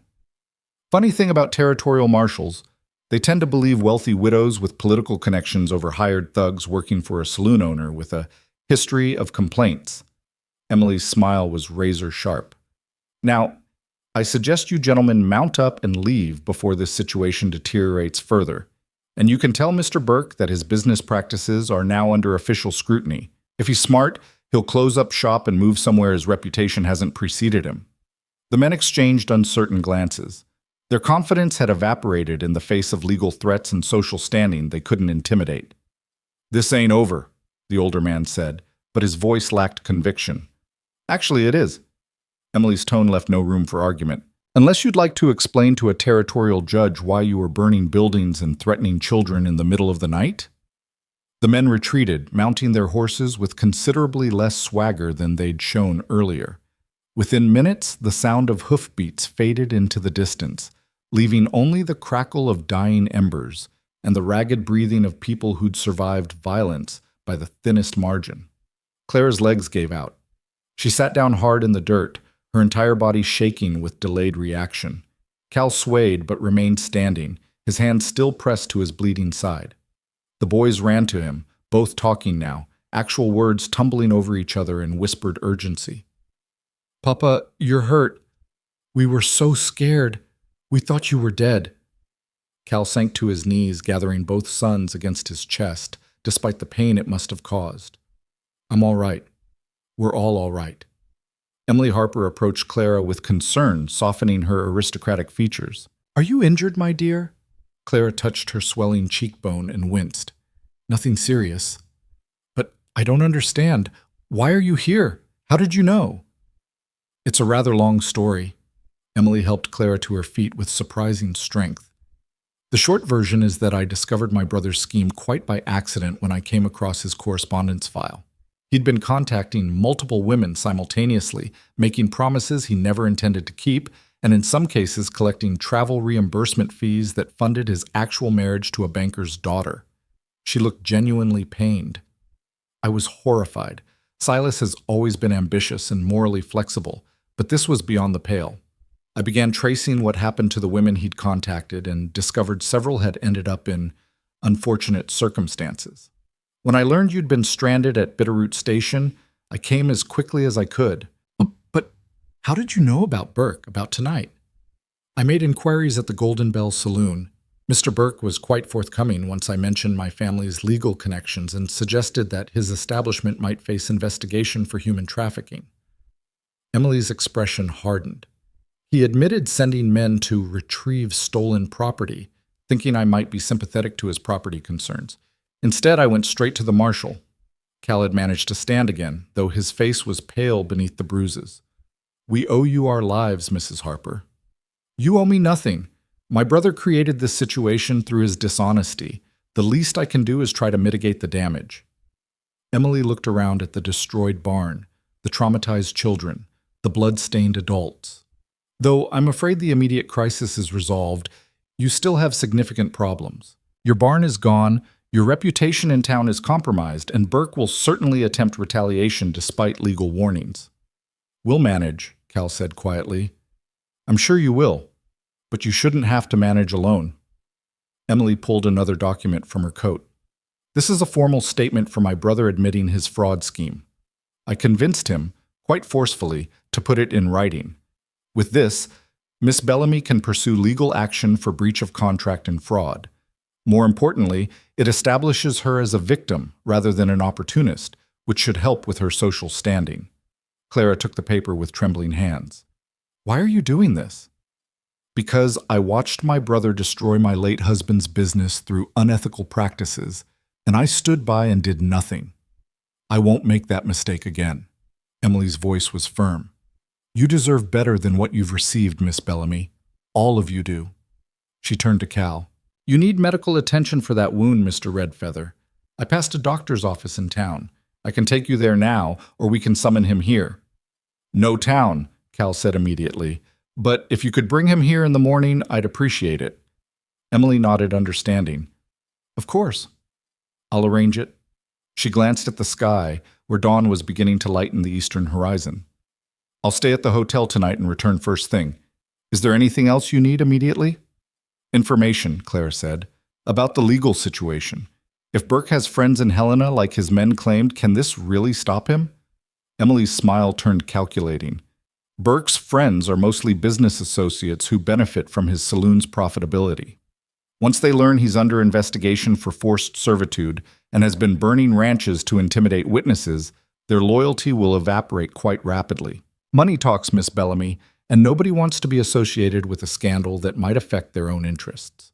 She moved toward her wagon, then paused. One more thing. The boarding house, Mrs. Henley's establishment, refused you accommodation, correct? Clara nodded, confused by the change of subject. I own that building. Mrs. Henley manages it, but doesn't own it. I'll be having words with her about discriminatory practices and Christian charity. Emily's tone suggested those words would be pointed. Not that it matters now, but it's the principle of the thing. She climbed into her wagon with practiced ease. I'll return before noon with the doctor and whatever supplies you need to begin barn reconstruction. Try to rest if you can. The wagon pulled away, leaving the four of them standing in the wreckage of the night. Cal swayed again, more pronounced this time. Clara grabbed his arm to steady him. You need to sit down before you fall down. Boys need, Cal started. The boys need their father conscious and alive, Clara interrupted. Inside, now, before you bleed out in front of your children. Something in her tone penetrated Cal's stubborn independence. He allowed her to guide him toward the house, the twins trailing behind like worried shadows.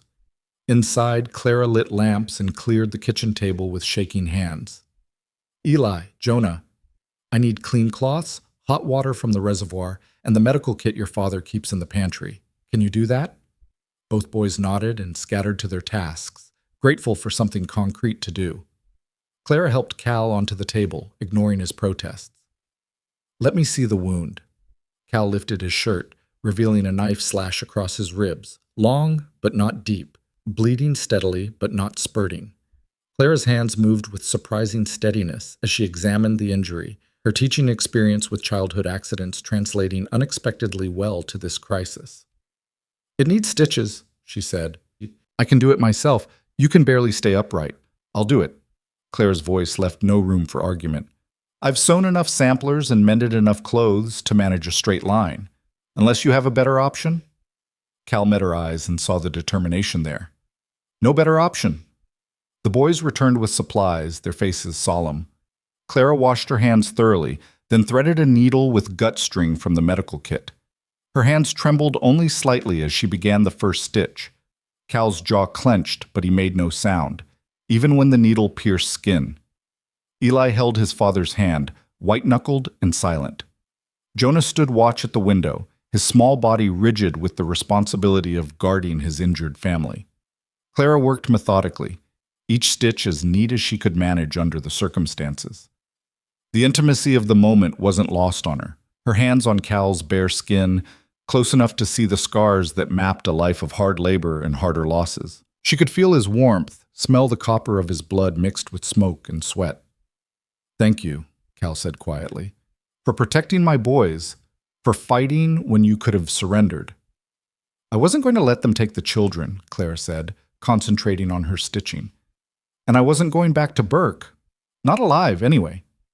Cal's good eye studied her face. The swelling from Tom's blow, the scratches from running through trees, the set of her jaw that spoke of determination born from desperation. You're braver than you think. I'm terrified, Clara admitted. I'm just tired of letting fear control my choices. She finished the last stitch and tied it off, then cleaned the wound and bound it with strips of clean cloth. Cal sat up slowly, testing the repair. "It'll hold," Clara said, "but you need rest and no strenuous activity for at least a week. Ranch doesn't stop for injuries." "Then the ranch will have to learn," Clara said firmly. "Eli, Jonah, your father's going to bed. You two as well. We'll deal with everything else after we've slept." The boys looked to Cal for confirmation. He nodded, too exhausted to argue further. They made their way upstairs in a slow procession. Clara helped Cal to his room, made sure he was settled, then checked on the boys. They'd climbed into the same bed, curled together like puppies seeking comfort. "Miss Clara?" Eli whispered. "Are the bad men coming back?" Clara sat on the edge of their bed. "I don't think so. Mrs. Harper scared them pretty badly with all those legal threats." "But what if she's wrong?" Jonah's voice was barely audible. "What if they come back and burn the house like they burned the barn? What if—" Clara gathered both boys against her, feeling them shake with suppressed sobs. "Then we'll fight again, and we'll keep fighting until they understand we're not going anywhere. You're safe here. This is your home, and nobody gets to take that away from you." "Promise?" Eli asked. Clara thought about the promises she'd been given. Her father's promises of security, Silas Harper's promises of marriage, Nathaniel Burke's promises of respectable employment. All lies, all betrayals. But these boys deserved better than more empty words. "I promise," she said. "I won't let anyone hurt you." She stayed with them until their breathing evened out in sleep, then returned to her own room. The rifle still leaned against her bed where she'd left it. Dawn light was filtering through the window, painting everything in shades of gold and gray. Clara sat on the edge of her bed and finally allowed herself to feel everything she'd suppressed during the crisis.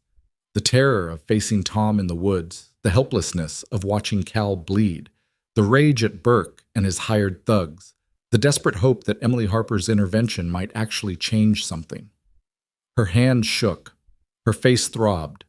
Her body ached from running and fighting and surviving. But she'd survived. They'd all survived.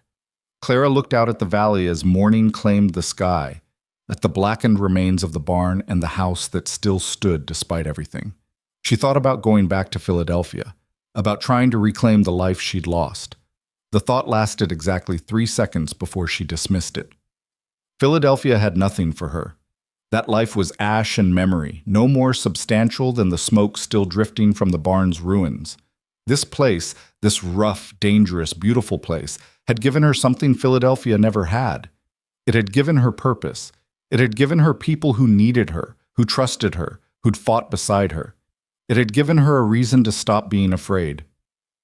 Clara lay back on her bed and closed her eyes, letting exhaustion claim her at last. Her last conscious thought was that when she woke, there would be work to do. A barn to rebuild, children to teach, a man to nurse back to health, and a future to forge from the wreckage of the past. But for now, rest. For now, survival was enough. Clara woke to the sound of voices downstairs and sunlight streaming through her window at an angle that suggested late morning. She'd slept for hours, her body claiming rest with the desperation of someone who'd pushed far beyond normal limits. Every muscle ached as she sat up, and her face throbbed where Tom's fist had connected. But she was alive and whole, and that was more than she'd had any right to expect 12 hours ago. She dressed quickly in her plainest work dress and descended the stairs to find Emily Harper had returned as promised, accompanied by a silver-haired man carrying a medical bag. The boys sat at the kitchen table eating bread and jam, their eyes tracking the strangers with wary attention. "Miss Bellamy," Emily said warmly, "Dr. Morrison has just finished examining Mr. Redfeather. The stitching you did was quite competent, apparently." The doctor nodded, his weathered face kind. "Clean work, especially under the circumstances. The wound's already beginning to close properly. I've left instructions for care and some laudanum if the pain becomes unmanageable." He glanced at Clara's bruised face. "You should let me look at that cheekbone." "It's fine," Clara said automatically. "It's swollen and discolored, which means it's not fine." Dr. Morrison gestured to a chair. "Sit. This won't take long." His examination was gentle but thorough, his fingers probing the injury with practiced efficiency. "No fracture, fortunately. You'll have impressive bruising for a week or so, but it should heal without complications. Apply cold compresses today, then warm ones tomorrow. And try to avoid any more fistfights with drunken ranch hands. Despite everything, Clara felt herself smile. I'll do my best. Emily waited until the doctor had repacked his bag before speaking again. I've brought supplies as promised, lumber for barn reconstruction, food staples, and some items I thought you might need. She paused, choosing her words carefully. I've also brought news from town. Cal appeared in the doorway, moving stiffly but under his own power. His torso was freshly bandaged and his face looked less gray than it had in the pre-dawn darkness. What kind of news? The complicated kind. Emily's expression turned grim. Burke closed the Golden Bell this morning and left town on the eastbound train. However, before leaving, he filed a formal complaint with the territorial court claiming Miss Bellamy breached an employment contract and owes him 6 months' wages plus damages. Clara felt her stomach drop. But I never signed anything. Burke claims you did. He's produced a document bearing what he alleges is your signature. Emily held up a hand before Clara could protest. I've seen it. The signature is clearly forged. The handwriting doesn't match the samples I obtained from the station master's guest registry. But that doesn't mean the court will dismiss it immediately. Burke's betting that you won't have the resources to fight a prolonged legal battle and that you'll simply surrender to avoid the cost and scandal. How much is he claiming? Cal asked, his voice dangerously quiet. $500. The number hung in the air like an executioner's blade. $500 was more money than most frontier families saw in 2 years. It was impossible, absurd, and legally enforceable if Burke's forgery held up in court. I don't have that kind of money, Clara said numbly. I don't have any money. Which is precisely what Burke's counting on. Emily's jaw set with determination. However, he's made a critical miscalculation. I have money, and I have no compunction about using it to destroy men who exploit vulnerable women. I've already retained a lawyer in Helena, one of the best in the territory. He's reviewing the case now. Cal shook his head. Mrs. Harper, we can't ask you to... You're not asking. I'm offering. Emily's tone brooked no argument. My brother created this situation. Burke exploited it. Both of them targeted Miss Bellamy because they thought she was alone and defenseless. They were wrong, and I intend to make that abundantly clear. She pulled out a chair and sat at the table with the boys, her elegant traveling dress incongruous in the rough kitchen. There's more. The territorial marshal is investigating the barn fire, and several townspeople have come forward with information about Burke's business practices. It seems once people felt safe enough to talk, they had quite a lot to say about forced servitude, exploitation of desperate women, and payments to local officials to ignore complaints. The sheriff, Clara said, remembering the uncomfortable man on horseback who'd warned them about appearances. Among others, the marshal is quite interested in the relationship between Burke and certain law enforcement officials. Emily's smile was sharp. Montana Territory is trying to achieve statehood. Federal authorities are watching carefully, and corruption scandals don't play well in Washington. Burke may have fled, but he's left behind a considerable mess that powerful people want cleaned up quickly. Dr. Morrison cleared his throat. I should mention that I've documented Miss Bellamy's injuries for the official record, along with Mr. Redfeather's knife wound. If criminal charges are filed regarding last night's events, you'll have medical evidence to support your testimony. Thank you, Cal said quietly. The doctor nodded and headed for the door, then paused.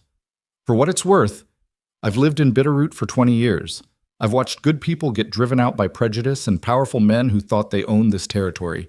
It's about time someone fought back. After he left, silence settled over the kitchen.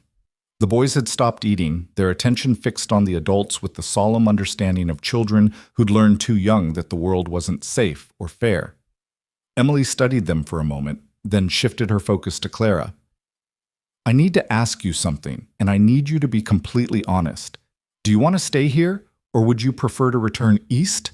I can arrange transportation and help you establish yourself in a new city where Burke's reach doesn't extend. You'd be free to start fresh with enough resources to be comfortable while you find employment.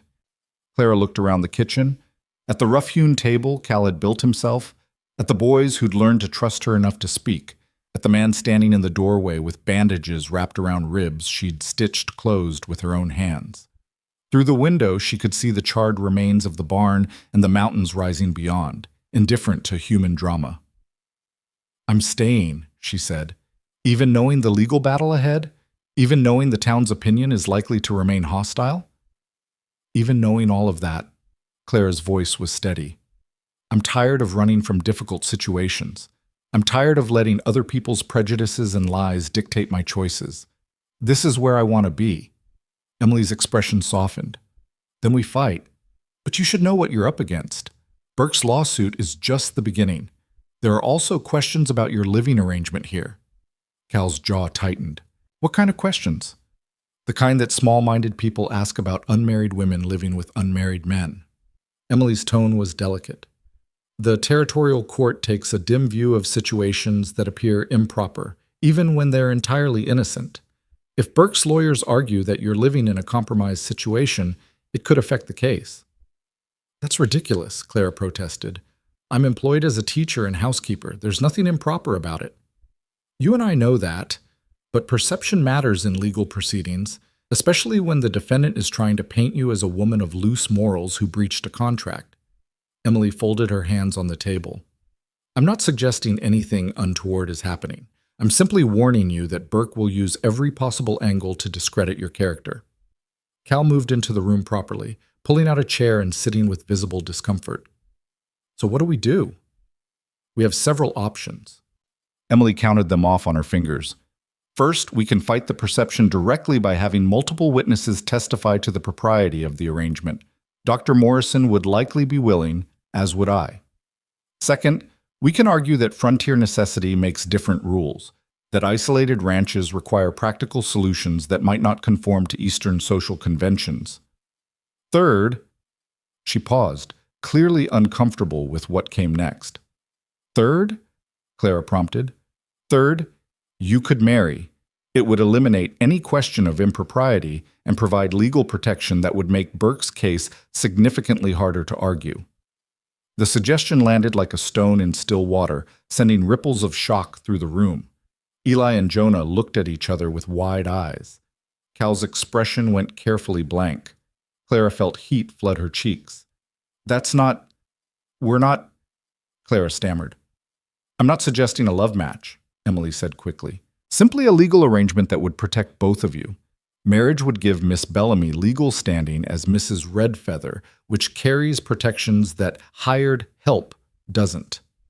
It would legitimize her presence here and make it much harder for Burke to claim she's a woman of questionable character." "No," Cal's voice was flat and final. "I told Clara from the beginning this was employment, nothing more. I won't trap her into marriage to solve a legal problem." "It wouldn't be a trap if both parties agreed," Emily started. "No," Cal repeated. "We'll find another way." Clara should have felt relieved. She should have been grateful that Cal wasn't trying to pressure her into a marriage of convenience, but instead she felt a strange twist of something that might have been disappointment. She pushed the feeling aside firmly. "Cal's right. Marriage shouldn't be a legal strategy. We'll fight this properly, through the courts, with the truth." Emily studied them both for a long moment, then nodded. "Very well. Then we proceed with options 1 and 2. I'll have my lawyer draw up statements for witnesses to sign. We'll need detailed accounts of the arrangement, how you came to be employed here, what your duties consist of, character references if you have them." "I can provide references from Philadelphia," Clara said. "The headmistress at the school where I taught, several families I worked with." "Excellent. Get me names and addresses, and I'll have my lawyer contact them." Emily glanced at Cal.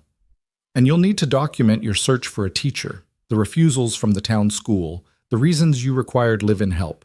The more evidence we have that this arrangement was based on practical necessity rather than improper intentions, the better." Cal nodded, though his expression remained guarded. Emily rose, gathering her things.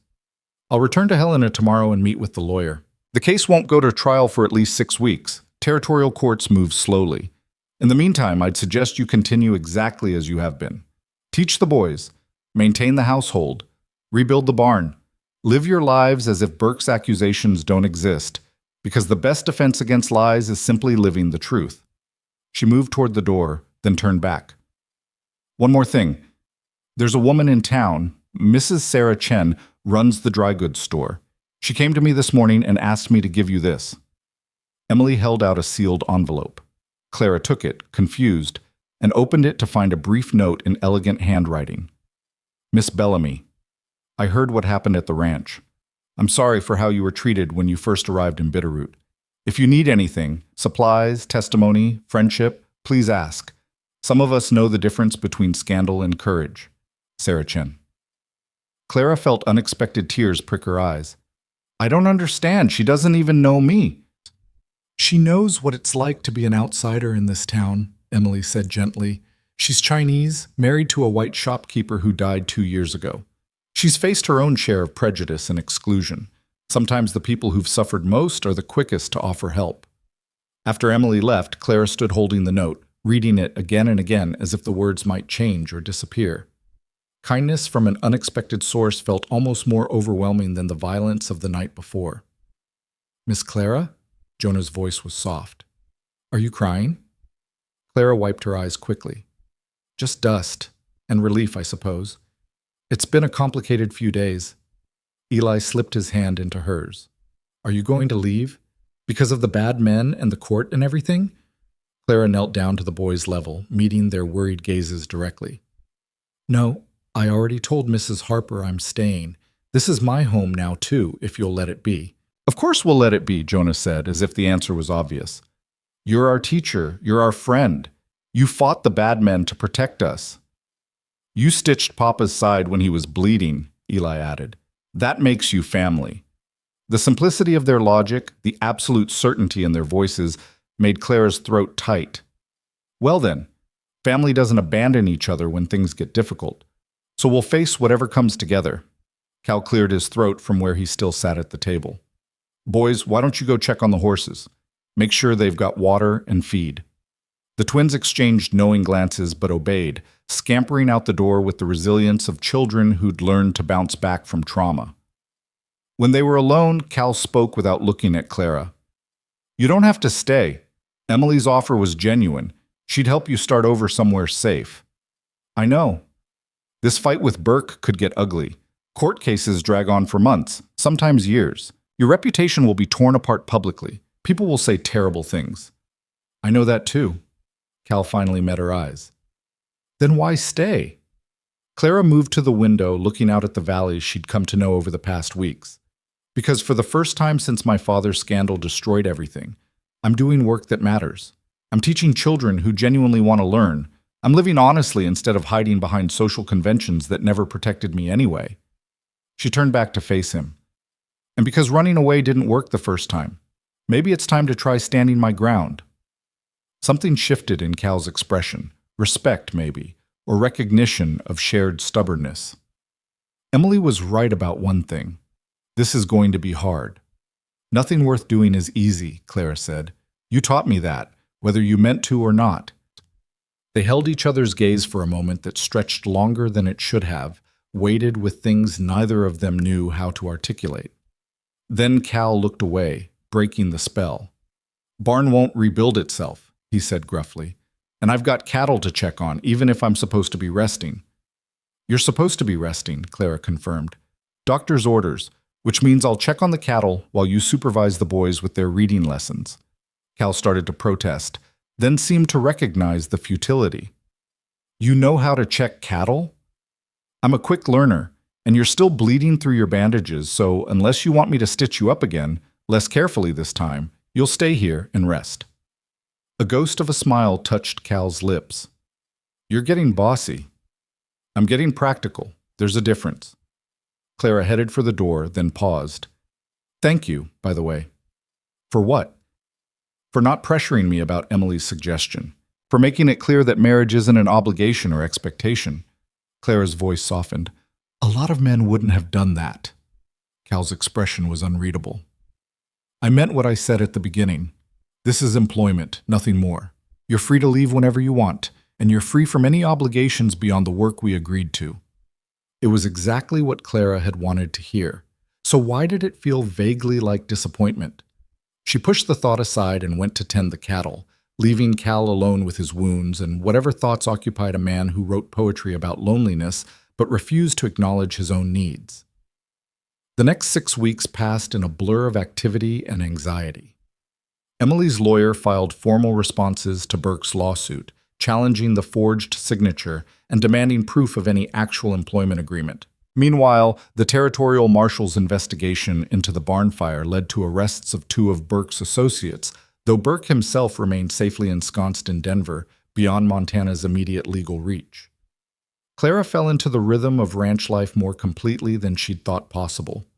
She learned to milk cows, chop wood, mend fences, and a dozen other skills that would have horrified her Philadelphia acquaintances. Her hands grew calloused and strong, her skin tanned despite her best efforts at sun protection. Her body adapted to physical labor until tasks that had left her exhausted in the first week became routine. The boys thrived under structured education. Eli proved to have a gift for mathematics, solving problems in his head faster than Clara could write them down. Jonah discovered a love of stories, devouring every book Cal owned and begging for more. Their voices grew stronger as their confidence increased, though they still sometimes retreated into silence when overwhelmed. And Cal remained a puzzle Clara couldn't quite solve. He was unfailingly courteous, occasionally almost friendly, but always maintaining careful distance. He never touched her unnecessarily, never let conversations drift toward anything personal, never acknowledged the growing awareness that hummed between them like electricity before a storm. It drove Clara slightly mad, though she'd never admit it. She tried to convince herself she was relieved by his distance. After all, she'd fled one disastrous marriage arrangement already. She had no business thinking about another, especially not with a man who'd made his disinterest crystal clear. But late at night, when she lay awake listening to the house settle, she sometimes found herself thinking about the way Cal's hands moved when he worked with wood, or the rare smile that transformed his severe face, or the gentleness he showed his sons despite his own gruff exterior. She thought about the poetry he wrote and never shared, the loneliness he carried like a physical burden, the walls he'd built that seemed designed to keep everyone at exactly the same distance. And she wondered what it might take to breach those walls, and whether she even had the right to try. Sarah Chen became an unexpected ally. The shopkeeper proved to be sharp-minded and deeply informed about Bitterroot's social dynamics. She visited the ranch twice, bringing supplies and gossip in equal measure. Burke's lawsuit is the talk of the town, she reported during her second visit, settling at the kitchen table with tea Clara had learned to brew properly. Opinions divided. Some folks think you're a scarlet woman trying to trap poor Cal into marriage. Others think Burke's a scoundrel who got what he deserved. A few people actually believe you're just a teacher trying to do her job. Which group is larger? Clara asked. Sarah's expression turned wry. The first one, unfortunately. Small towns love scandal, and a beautiful woman living alone with a handsome widower makes for excellent gossip. Clara felt heat rise in her cheeks at the word beautiful, but pushed past it. What about the legal case? Do people think Burke will win? Hard to say. Emily Harper's reputation carries weight, and her lawyer is formidable. But Burke's lawyer is arguing that you're a woman of low character who seduced Cal into harboring you illegally. Sarah sipped her tea. They're planning to call witnesses who will testify about seeing you enter the Golden Bell voluntarily, about you playing piano there, about you going upstairs to Burke's private rooms. All of which is true, Clara said quietly, except the implication that I was doing anything other than seeking employment and shelter. Truth matters less than perception in these cases. Sarah's voice was gentle, but firm. I've seen it before. They'll paint you as a fallen woman, and once that label sticks, it's nearly impossible to remove. Clara set down her teacup with deliberate care. Then we'll have to make sure it doesn't stick. How? By being exactly who I am, publicly and without apology. By teaching the boys and maintaining this household and showing through action that I'm exactly what I claim to be, a teacher and employee, nothing more. Sarah studied her for a long moment. Is that really all you are? Just a teacher and employee? The question hung between them, heavy with implication. Clara found she couldn't answer immediately, couldn't voice thoughts she barely acknowledged even to herself. That's all the court needs to know, she said finally. Sarah's smile was knowing but kind. If you say so. The summons arrived on a Tuesday morning, delivered by a nervous courier who refused to meet Clara's eyes. The territorial court had set a trial date for 2 weeks hence in Helena. Clara was required to appear and provide testimony regarding her relationship with Nathaniel Burke and her current living arrangements. Cal read the summons over her shoulder, his expression darkening. They're going to make you testify about the saloon. I know. They're going to ask invasive questions, try to make you admit to things that never happened. I know that too. Clara refolded the summons carefully. But I can't fight this if I don't show up. You could leave, Cal said quietly. Emily offered to help you start over. You could be gone before the trial date, beyond Burke's reach. Clara turned to face him directly. Is that what you want? For me to leave? Cal's jaw worked, his dark eyes unreadable. I want you to be safe. I want you to have a future that isn't destroyed by my problems and Burke's vengeance. These are my problems too now, Clara said. Burke targeted me long before I ever came to this ranch, and I'm tired of running from problems. I'm staying and I'm fighting, and whatever happens in that courtroom, at least I'll face it with my head up and my truth intact. Something flickered across Cal's face. Pride, maybe? Or resignation? Or something else Clara couldn't identify. Then I'm coming with you to Helena. You don't have to. Yes, I do. You'll need someone to testify about the employment arrangement, about what happened at the Golden Bell, and he paused, seeming to wrestle with words that didn't come easily. And you shouldn't have to face this alone. The boys, who'd been listening from the doorway with worried expressions, rushed forward. We're coming too, Eli announced. Absolutely not, Cal said immediately. This is court business, not suitable for children. But we can testify, Jonah protested. We can tell them Miss Clara is a good teacher, that she takes care of us, that she's not bad like Mr. Burke says. Cal's expression softened, but his voice remained firm. I know you want to help, but courtrooms aren't safe places for children, especially when the questions get ugly. You'll stay with Sarah Chen while we're gone. Both boys started to argue, but Clara cut them off gently. Your father's right. This is adult business, and it might involve testimony about things you shouldn't hear. But you can help by being on your best behavior while we're away, and by continuing your studies so we can see how much you've learned when we get back. The boys subsided, unhappy but obedient. That night, Clara packed her few belongings with trembling hands. In 2 weeks, she'd stand in a courtroom and have her character dissected by strangers, have her every choice questioned and her motives examined. She'd be forced to defend decisions made in desperation, to explain why a respectable schoolteacher had walked into a saloon and then fled to live with a man she barely knew. The truth, that she'd been abandoned, desperate, and terrified, would sound like excuse-making. The reality, that Cal had offered safety when no one else would, might be twisted into something sordid and transactional. And Burke, safe in Denver, would watch his lawyers destroy her reputation without ever having to face the consequences of his own actions. Clara looked out her window at the valley spread below, at the partially rebuilt barn and the mountains beyond. She thought about leaving, about accepting Emily's offer and disappearing into anonymity somewhere Burke's reach didn't extend.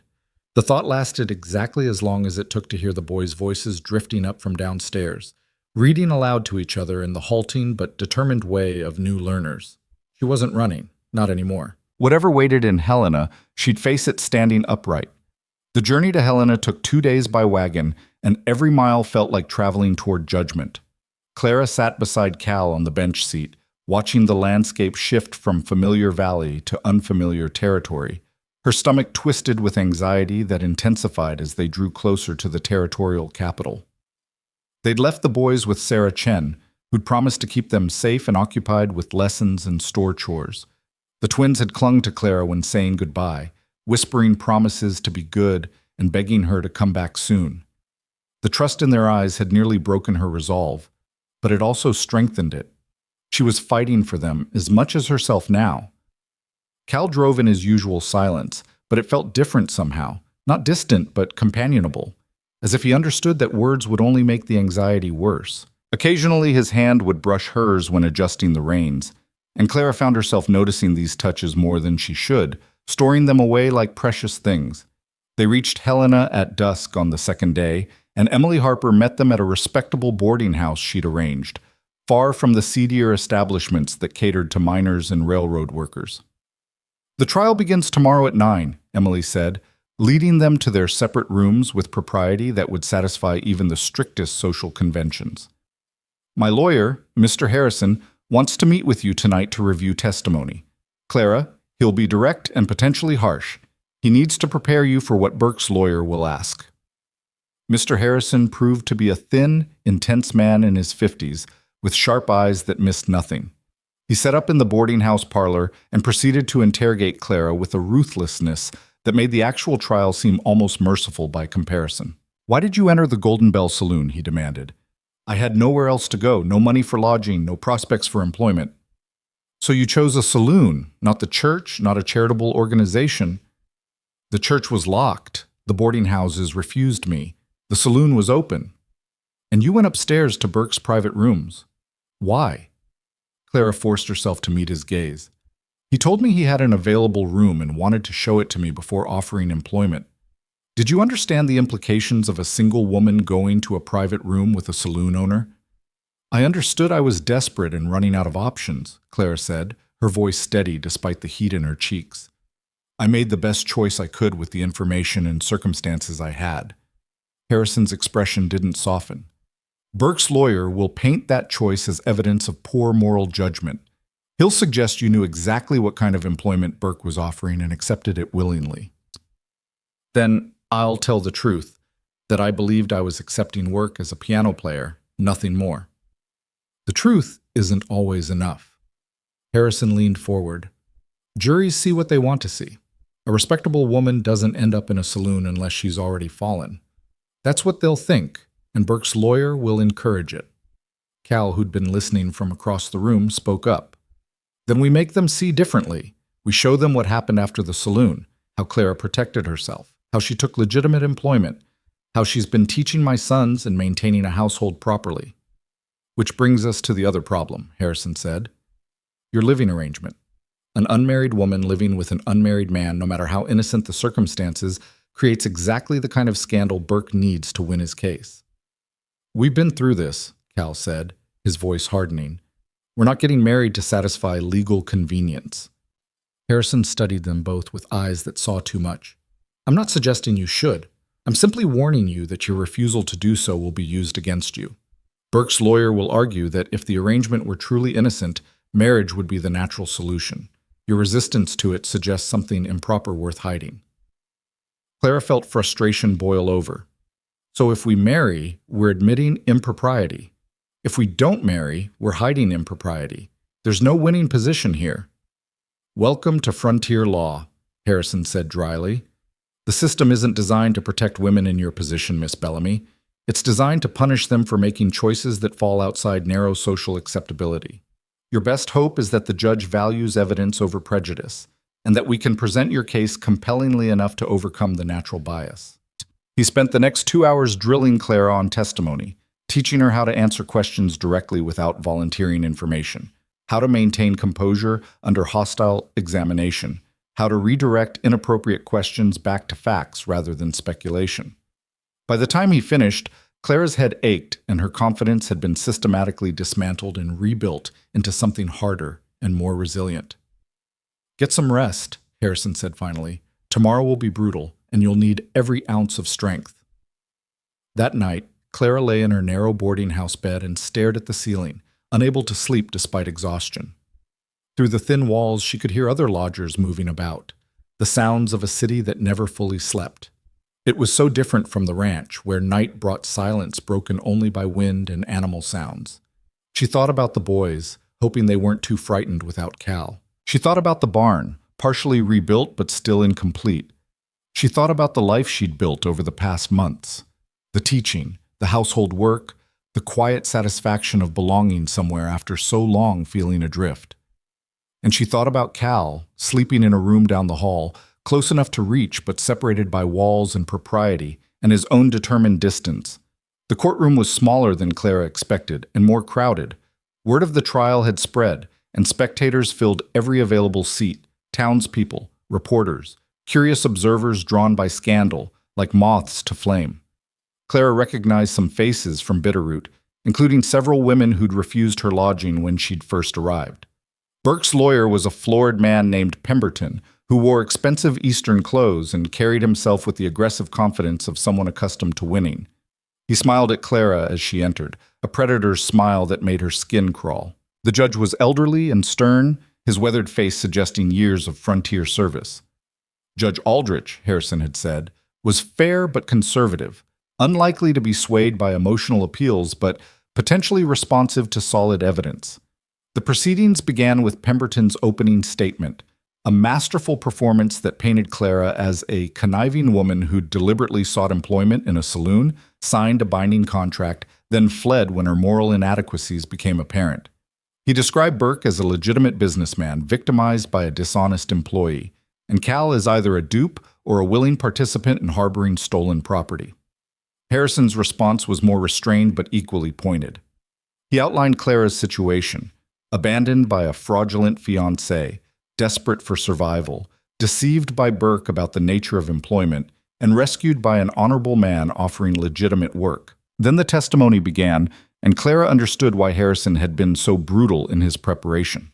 Pemberton called witnesses who'd seen Clara enter the Golden Bell, who'd watched her play piano, who'd observed her going upstairs with Burke. Each account was technically accurate, but framed to suggest impropriety. The testimony implied things without stating them outright, creating an atmosphere of scandal through innuendo. When Clara finally took the stand, Pemberton approached with theatrical courtesy that barely concealed contempt. Miss Bellamy, you testified that you were seeking respectable employment when you entered my client's establishment. Is that correct? Yes. And you believed a saloon was the appropriate place to seek such employment? I believed it was the only place still open and willing to consider hiring me. I see. And when Mr. Burke offered to show you a private room, you willingly accompanied him upstairs? Clara forced herself to remain calm. He said he had a room available and wanted to show it before discussing employment terms. I saw no reason to refuse. No reason? A young woman, alone with a man she'd just met, going to his private quarters? You saw nothing inappropriate in that situation? I saw desperation, Clara said quietly. I saw a choice between accepting his offer or spending the night on the street with no money and no protection. Perhaps I should have chosen differently, but I did the best I could with the options available. Pemberton's smile widened. Desperation. An interesting defense. Tell me, Miss Bellamy, did this desperation also lead you to sign an employment contract with my client? I never signed any contract. Yet Mr. Burke has produced a document bearing your signature, agreeing to 6 months of employment at specified wages. Are you claiming this document is fraudulent? I'm stating a fact. I never signed any contract with Mr. Burke. Pemberton produced the document in question, holding it up for the court. This is your signature, is it not? Clara looked at it carefully, her heart sinking. The signature resembled hers, similar enough to be convincing to someone who didn't know her handwriting intimately. It looks like my signature, she admitted, but I didn't write it. I never signed that document. How convenient. A contract exists bearing your name, but you claim no knowledge of it. Tell me, Miss Bellamy, how many other contracts might you have signed and forgotten about? Harrison objected, and the judge sustained it, but the damage was done. The jury, 12 men, all frontier types who probably had strong opinions about women's proper roles, looked skeptical. Pemberton continued, his questions growing increasingly pointed, until Harrison's objections came faster and the judge finally called a recess. During the break, Emily Harper appeared with unexpected news. My investigators found something, she said, pulling Harrison and Clara aside. Burke's been running this scheme in multiple towns, bringing in desperate women, forging employment contracts, then using those contracts to extort money or services. We found 3 other cases in Colorado and Wyoming with identical documentation. Harrison's eyes lit up. Do you have proof? Affidavits from 2 of the women and copies of their forged contracts. The handwriting analysis shows the same person forged all the signatures. Emily's expression was triumphant. Burke's not just a saloon owner exploiting one woman. He's a systematic predator with a documented pattern of fraud. Can we introduce this evidence? Clara asked. Already petitioned the judge, Harrison said. If he allows it, Pemberton's entire case collapses. The afternoon session began with Harrison presenting Emily's evidence. Pemberton objected strenuously, arguing that other cases were irrelevant to Clara's specific situation, but Judge Aldrich reviewed the documents with careful attention. "I'm going to allow this evidence," he said finally. "Pattern of behavior is relevant to credibility assessment. Mr. Harrison, you may proceed." Harrison called Emily to the stand and had her outline the investigation's findings. The other women's testimonies were read into the record, and handwriting experts testified about the forged signatures. The case shifted from Clara's character to Burke's systematic fraud. Pemberton fought back by calling Cal to the stand, trying to paint him as an opportunist who'd taken advantage of Clara's vulnerability. "Mr. Redfeather, you offered Miss Bellamy employment after knowing her for less than 2 hours. Isn't that rather precipitous?" "I needed a teacher," Cal said calmly. "She was qualified. The timing was coincidence." "Coincidence? You rescued her from a difficult situation and immediately offered her employment that required living in your home, caring for your children, functioning essentially as a wife without the legal protections marriage provides. That seems less like coincidence and more like exploitation." Cal's expression hardened. "I offered honest work for honest wages. Miss Bellamy has been an excellent teacher and household employee. There's been nothing improper in our arrangement." "Then why not marry her? If the situation is as innocent as you claim, marriage would eliminate all questions of propriety." The courtroom went silent, everyone waiting for Cal's answer. Clara held her breath, wondering what he'd say. Cal looked directly at Pemberton. "Because Miss Bellamy isn't property to be claimed or reputation to be managed. She's a person with her own choices and her own future. I offered employment, not entrapment. If she chooses to leave tomorrow, she's free to go. That's what honorable men do. They give women choices, not obligations." Something shifted in the courtroom's atmosphere. Several jury members sat up straighter, their expressions thoughtful rather than judgmental. Pemberton tried to recover. "Very noble, Mr. Redfeather, but the fact remains that you've benefited considerably from this arrangement. A teacher for your children, household help, companionship. One might argue you've gained far more than Miss Bellamy has." "One might argue that," Cal agreed. "But one would be wrong. Miss Bellamy has given my sons their voices back. She's taught them to read and write. She's made our house a home instead of just a place we survive. Whatever I've gained, she's earned 10 times over through her work and her courage." He turned to look directly at Clara for the first time since the trial began, and the intensity in his eyes made her breath catch. "She fought armed men to protect my children," Cal continued, his voice steady but carrying emotion that couldn't be hidden. "She stitched my wounds when I was bleeding. She chose to stay when leaving would have been safer and easier. So no, Mr. Pemberton, I haven't exploited her. If anything, I'm the one who's benefited from her strength and her refusal to give up when the world tried to break her." The courtroom remained silent for several heartbeats. Then Judge Aldrich cleared his throat. "I think we've heard enough for today. We'll reconvene tomorrow morning for closing arguments."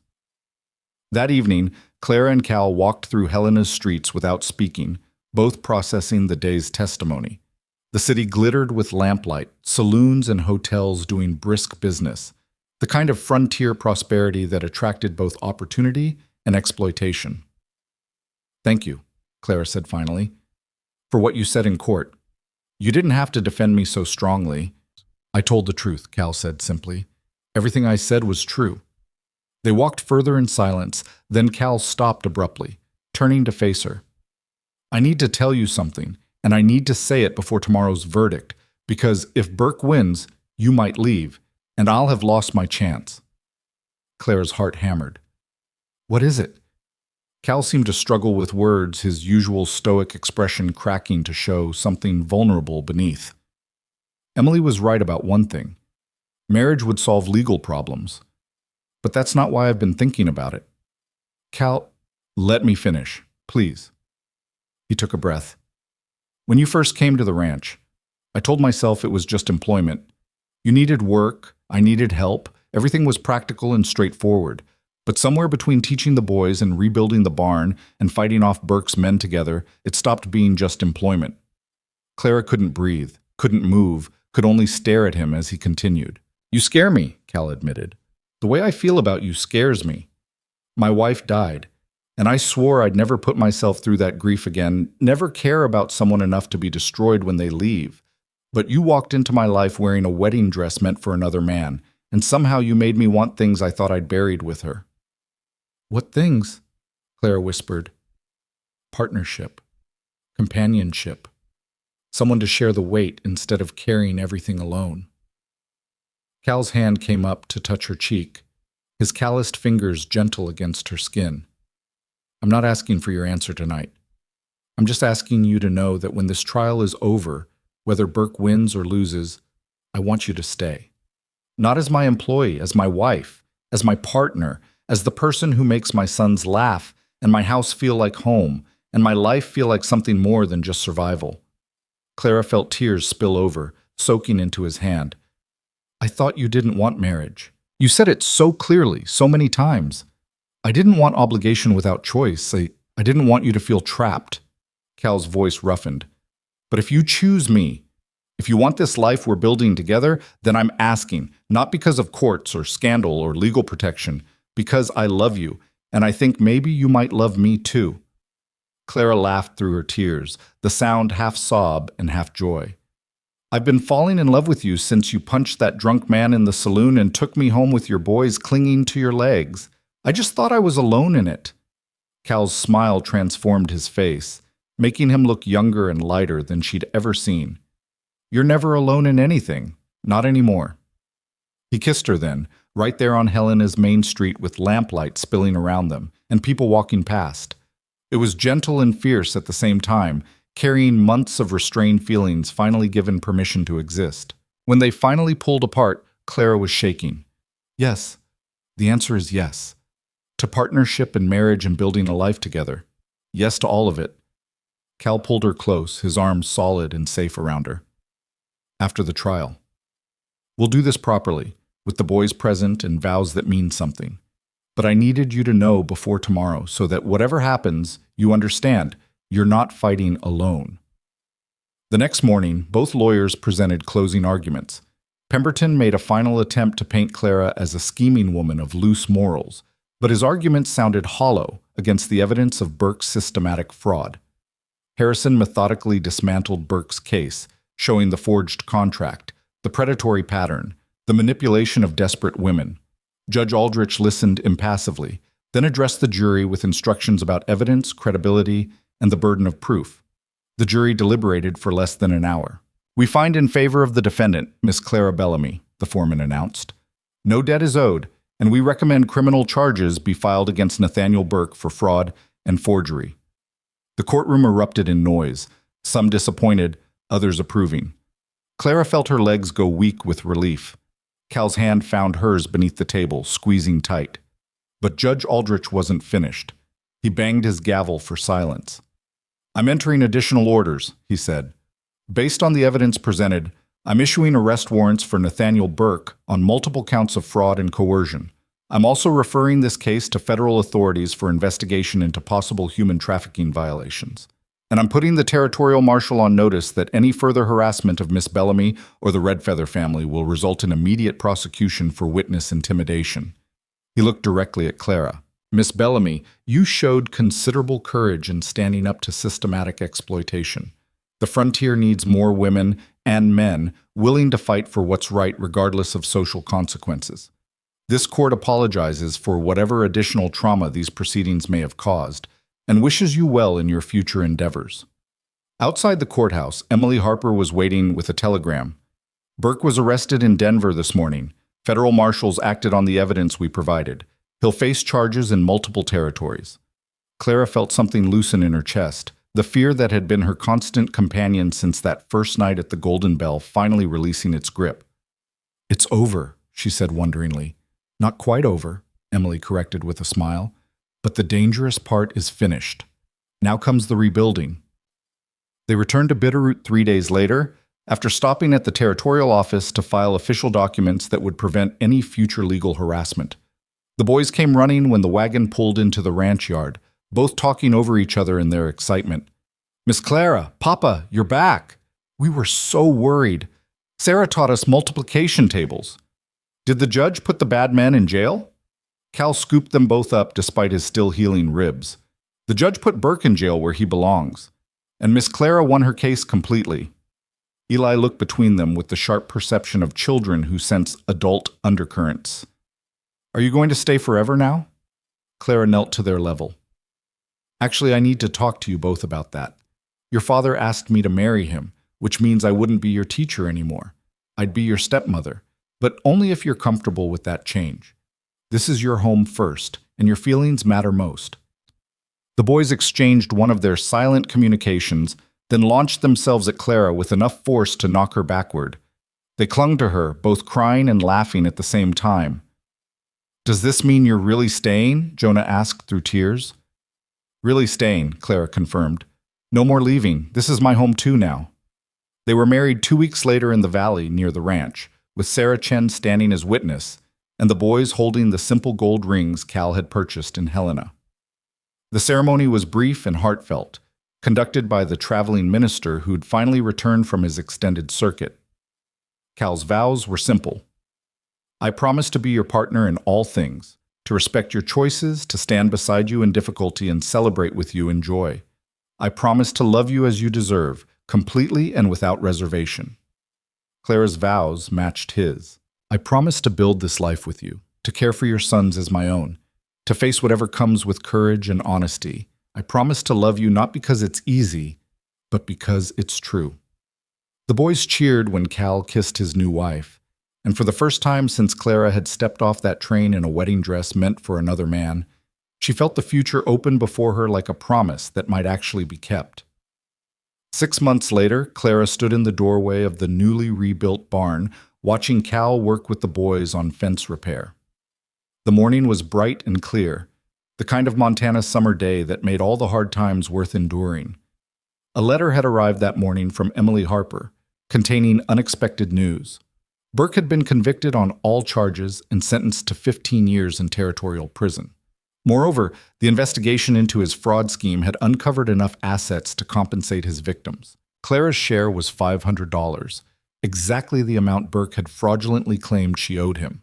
You could use this to start that school you've been planning, Cal had said, reading the letter over her shoulder. Clara had already been planning it, a small school for frontier children whose families couldn't afford private education or who were excluded from town schools because of race or circumstance. She'd mentioned it to Cal in passing, not expecting him to remember. But of course he'd remembered. He remembered everything that mattered to her. The school was Clara's idea, but it became a family project. Cal built the schoolhouse using lumber from their own land, his hands creating something beautiful and functional that would outlast them all. The boys helped paint and furnish it, their enthusiasm infectious.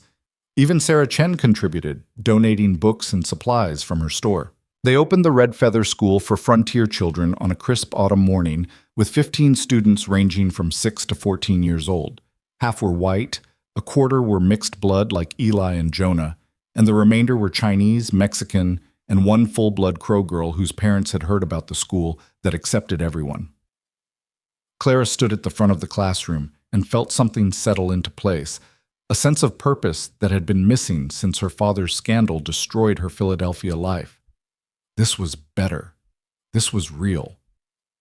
That evening, as they sat on the porch watching the sun set over the valley, Cal pulled Clara close against his side. Tired? He asked.